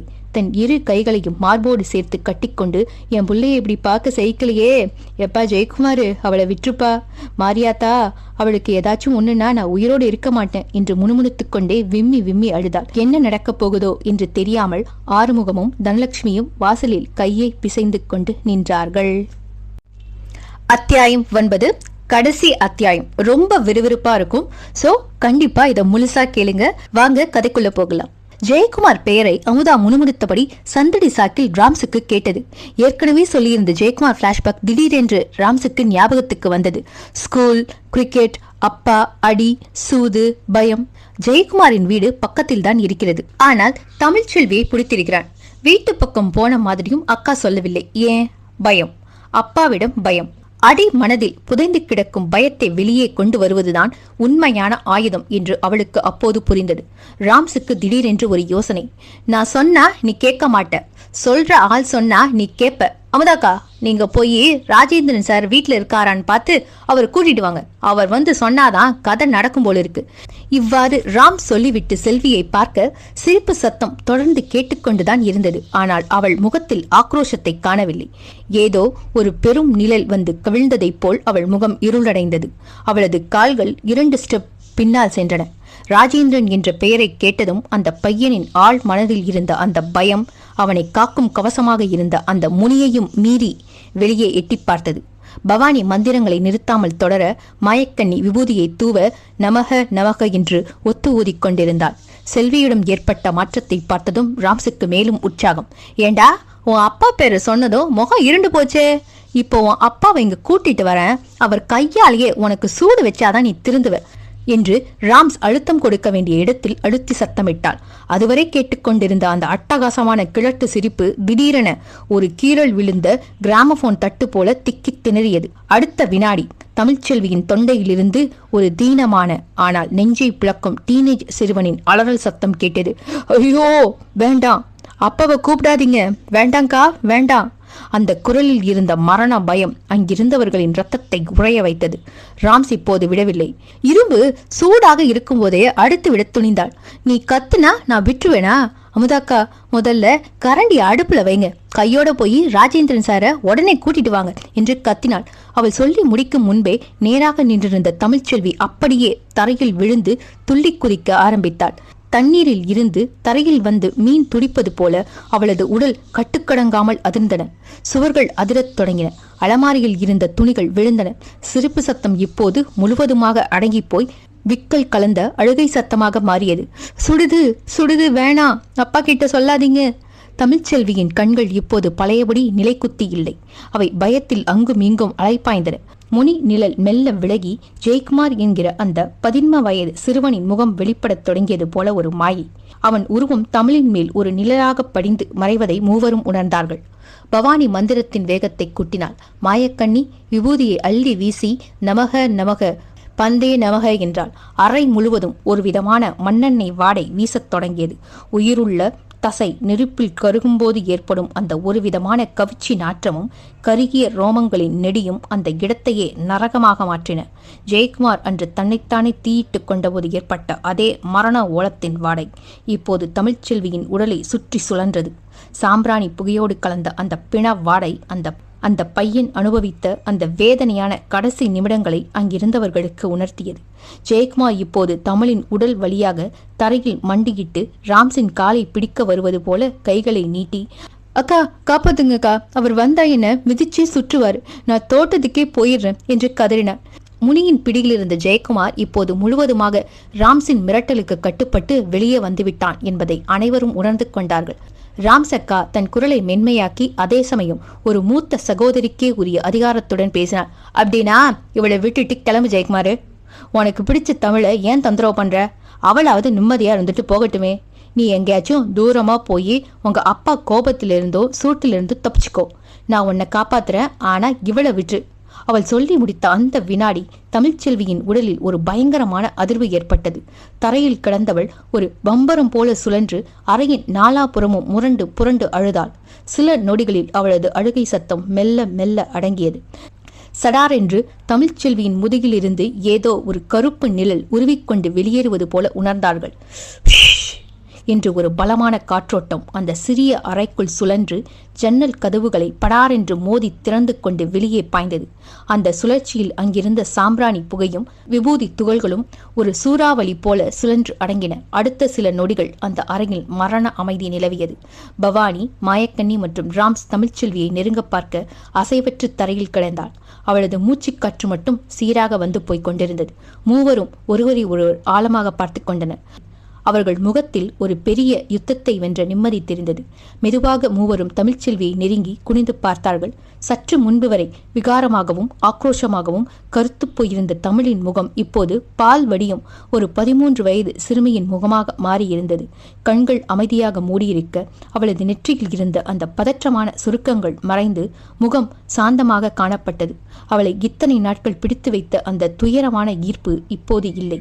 பவானி அவளது நெற்றியில் கை வைத்து பார்த்துவிட்டு, ஜெயக்குமார் விலகிட்டான் தாயி, அந்த பையனோட பிணைப்பு இப்ப இந்த உடம்புல இல்ல, ஆத்தா கருணையால அவளை விட்டு அந்த ஆவி விலகிடுச்சு என்றாள். மாயக்கண்ணி மீண்டும் விறுவிறுவென சமையலறைக்கு சென்று ஒரு பித்தளை செம்பில் நிறைய தண்ணீர் எடுத்து வந்தாள். தன் மடியில் இருந்த சுருக்குப்பையிலிருந்து பச்சை நிறத்திலான ஒரு மூலிகை பொடியை எடுத்து அந்த தண்ணீரில் கலந்தாள். அந்த தண்ணீர் சட்டென நிறம் மாறி ஒரு விசித்திரமான வாசனையை வெளிப்பட்டது. செம்பை கையில் ஏந்தியபடி அந்த தண்ணீரை நோக்கி ஏதோ ஒரு ரகசிய மந்திரத்தை மிக தாழ்ந்த குரலில் 3 முறை உச்சரித்தாள். பின்னர் தன் விரல்களால் அந்த தண்ணீரை எடுத்து அசைவற்று படுத்திருந்த தமிழ்ச்செல்வியின் முகத்தில் இதமாக தெளித்தாள். தண்ணீர் பட்டதும் தமிழின் உடலில் எஞ்சியிருந்த அந்த அமானுஷ்ய வெப்பம் தணிந்து அவள் ஒரு நிம்மதியான உறக்கத்திற்கு தயாரானாள். அடுத்ததாக பவானி தன் கழுத்தில் ஊசலாடிக் கொண்டிருந்த பெரிய ருத்ராட்ச மாலை ஒன்றை கலட்டினாள். பல ஆண்டுகள் தவம் இருந்து உருவேற்றிய அந்த மாலையை மயக்கத்தில் இருந்த தமிழ்ச்செல்வியின் கழுத்தில் அணிவித்தாள். பவானி, மாயக்கண்ணி மற்றும் ராம்ஸ் ஆகிய மூவரும் அந்த சிறுமியின் சாந்தமான முகத்தையே பார்த்து கொண்டிருந்தனர். ஒரு பெரிய இக்கட்டிலிருந்து அவளை மீட்டெடுத்த திருப்தி அவர்கள் முகத்தில் அப்பட்டமாக தெரிந்தது. தமிழ்ச்செல்வி அருகில் ராம்ஸ் அமர்ந்து அவளது தலைமுடியை மென்மையாக கோதுவிட அவள் இப்போது தூக்கத்திலேயே நிம்மதியாக புரண்டு படுத்தாள். பவானி திரும்பி வாசலில் நின்றிருந்த அமுதாவை பார்த்தாள். பயப்படாத தாயி, உன் மகளை பிடிச்சிருந்த அந்த தீய சக்தி விலகிடுச்சு. மாரியாத்தா அருளால உன் பொண்ணு இப்போ முழுசா உன் பொண்ணாவே உனக்கு கிடைச்சிட்டா. இனி பயப்பட எதுவும் இல்லை என்று நிதானமான குரலில் அறிவித்தாள். அந்த வார்த்தைகளை கேட்டதும் இத்தனை நேரமாக தன் இதயத்தில் அழுத்தி வைத்திருந்த பாரம் சட்டென குறைந்ததை அமுதா உணர்ந்தாள். அவள் ஓடிப்போய் பவானியின் கால்களிலும் மாயக்கண்ணியின் கால்களிலும் விழுந்து நமஸ்கரித்தாள். ஆத்தா, என் குல தெய்வமே, என் பிள்ளைய மீட்டுக் கொடுத்தது நீங்க தான் எனக்கு கடவுள். உங்களுக்கு எப்படி நன்றி சொல்றதுன்னே தெரியல என்று கதறினாள். அவளை தொடர்ந்து தனலட்சுமியும் ஆறுமுகமும் அந்த பெண் சாமியார்களின் பாதங்களை தொட்டு வணங்கி தங்கள் நன்றியை தெரிவித்தனர். பவானி அவர்களை எழுப்பிவிட்டு, எல்லாத்துக்கும் அந்த ஆத்தாவோட கருணை தான் காரணம், ஆனா இதுல முக்கியமா நீங்க நன்றி சொல்ல வேண்டியது இவங்களுக்கு தான் என்று ராம்ஸை காட்டினார்கள். இவங்களோட சமயோசித புத்தியும் தைரியமும் இந்த காரியத்தை சுலபமாக்கிடுச்சு என்றாள் பவானி. கண்ணீர் மல்க அமுதா மெல்ல திரும்பி ராம்ஸை பார்த்தாள். ராம்ஸின் கண்களும் கலங்கியிருந்தன. அடுத்த வினாடி அமுதா ஓடிப்போய் ராம்ஸை இறுக கட்டிக்கொண்டாள். அவளது தோளில் முகம் புதைத்து, இத்தனை நாட்களாக நான் அனுபவிச்ச நரக வேதனையெல்லாம் தீரணும் அப்படிங்கிறது போல கதறி அழுதாள். ராமு, நீ மட்டும் இல்லைன்னா என் குடும்பமே செஞ்சு போயிருக்குண்டி. உனக்கு நான் என்ன கைமாறு பண்ண போறேன் என்று தேம்பி தேம்பி அமுதா அழுத அழுகை அந்த அறையில் இருந்த அனைவரின் கண்களையும் குளமாக்கியது. 2 நாட்களுக்கு பிறகு கணேஷ் பேக்கரி மாலை 5 மணி. வழக்கமான எங்களுடைய டீ டைம். நான், ஃபக்ருதீன், பழனி, டெலக்ஸ் மற்றும் பார்த்திபன் உள்ளே இருந்து ஒரு டேபிளை ஆக்கிரமித்து இருந்தோம். பேக்கரி ஓனர் வெளியில போயிருந்ததால இப்போது அது எங்க பேக்கரி, அதனால இஷ்டத்துக்கு பப்ஸ், கேக், ஜூஸ் என்று போய்கொண்டே இருக்கும். கடைசியில் போனா போகுது என்று இருக்கிற பணத்தை கொடுத்து விட்டு போவோம். சாப்பிட்டதற்கும் பில்லுக்கும் சம்பந்தமே இருக்காது. எங்கள் டேபிளுக்கு பக்கத்தில் நின்றிருந்த ராம்சக்கா காத்து கருப்பு ஈர்ப்பு கதையை சொல்லி முடித்ததும் எங்கள் யாராலையுமே நம்ப முடியவில்லை. உடனே நான் கேட்டேன், அக்கா சூப்பர்க்கா, நான் இருந்திருந்தா கூட இந்த அளவுக்கு ஐடியா பண்ணியிருப்பேனான்னு சொல்ல முடியல. சரியான பாயிண்ட்டை பிடிச்சி மேட்ரை ஈஸியா முடிச்சு கொடுத்துட்டீங்க. அடி தூள், பிரமாதம். நான் கைத்தட்ட மற்றவர்களும் கைத்தட்டினார்கள். பேக்கரியில் வேலை பார்த்து கொண்டிருக்கும் மற்ற ஆட்களும் எட்டி பார்த்தார்கள். அதில் காந்திமதி அக்கா என்னப்பா இங்க நடக்குது என்று கேட்க உடனே ஃபக்ருதீன் ஆல் சைலன்ஸ். காந்திமதி அக்காவும் சைலன்ஸ். NGO செக்ரட்டரி அப்படிங்கிற முறையில தீர ஆலோசிச்சு நான் ஒரு விஷயத்த அறிவிக்க போறேன். எல்லாரும் அமைதியா கேளுங்க. நாங்க எல்லாரும் அமைதியாக. அப்படி என்ன சொல்ல போறான்? அவன் ஒரு டைப்பா எழும்பி திருவிளையாடல் சிவாஜி போல நடந்து ராம்சக்கா அருகில் சென்றான். என்னடா பண்றான் இவன் என்பது போல அக்கா குழப்பமாக பார்த்து கொண்டிருக்க உடனே ஃபக்ருதீன் செயற்கரிய செயலை செய்த தலைவர்கிட்டயே அக்கா பாராட்டு வாங்கிட்டதுனால இன்னையிலிருந்து இவங்க தான் நம்ம டான், இவங்க கையில தான் நாம மூத்தம் கொடுக்கணும் என்று சொல்லியபடி அக்கா எதிர்பார்க்காத நொடியில் அவளின் வலது கையை பிடித்து முத்தமிட்டு விட்டு பேக்கரியை விட்டு வெளிநடப்பு செய்தான். ஏய் என்ன பண்ற என்று அக்கா சும்மாச்சுக்கும் கோவப்பட பழனி, பார்த்திபன், டெலக்ஸ் என வரிசையாக அவள் கையை பிடித்து இழுத்து முத்தமிட்டு சென்றார்கள். நான் சிரிக்க பேக்கரியில் மற்ற அக்காக்களும் பார்த்து சிரித்தார்கள். ராம்சக்கா கூச்சத்தின் உச்சத்திற்கே போக நான் சேரில் இருந்து எழும்பியதும் அக்கா வெட்கப்பட்டு கையை கட்டி கொண்டு நின்றார். என்னக்கா எல்லோரும் முறை செஞ்சாங்க, நான் முறை செய்ய வேண்டாமா? வேண்டாம் என்பது போல நாணத்துடன் தலையாட்டினார். ஆஹா, எங்க அக்கா வெட்கப்பட்டாதான் முழு அழகும் வெளிப்படுதுப்பா என்று சொல்லியபடி நான் அவளின் கையை பிடித்து இழுத்து புறங்கையில் முத்தமிட்டு எனக்கும் இனிமே நீங்க தான் டான் என்றேன். இதோட கதை முடிஞ்சிடுச்சு. கதை எத்தனை பேருக்கு பிடிச்சிருக்கு அப்படிங்கறத கமெண்ட்ஸ்ல சொல்லுங்க. இது போல டென்னிஸ் ஜெகன் அவர்களுடைய நிறைய கதைகள் நம்முடைய சேனல்ல இருக்கு. அவருடைய டைரி குறிப்புல இருக்கிற இன்னொரு கதை ஒரு தற்செயலின் சைக்காலஜி அப்படிங்கிற ஒரு கதை இருக்கு. அதையும் டைம் கிடைக்கும் போது பாருங்க. அது மட்டும் இல்லாம தொடர்பு எல்லைக்கு வெளியே அப்படின்னு இன்னொரு கதையும் இருக்கு. டைம் கிடைக்கும் போது அந்த கதைகளையும் கேளுங்க. இன்னும் சப்ஸ்கிரைப் பண்ணாதவங்க சப்ஸ்கிரைப் பண்ணிக்கோங்க. தேங்க்யூ.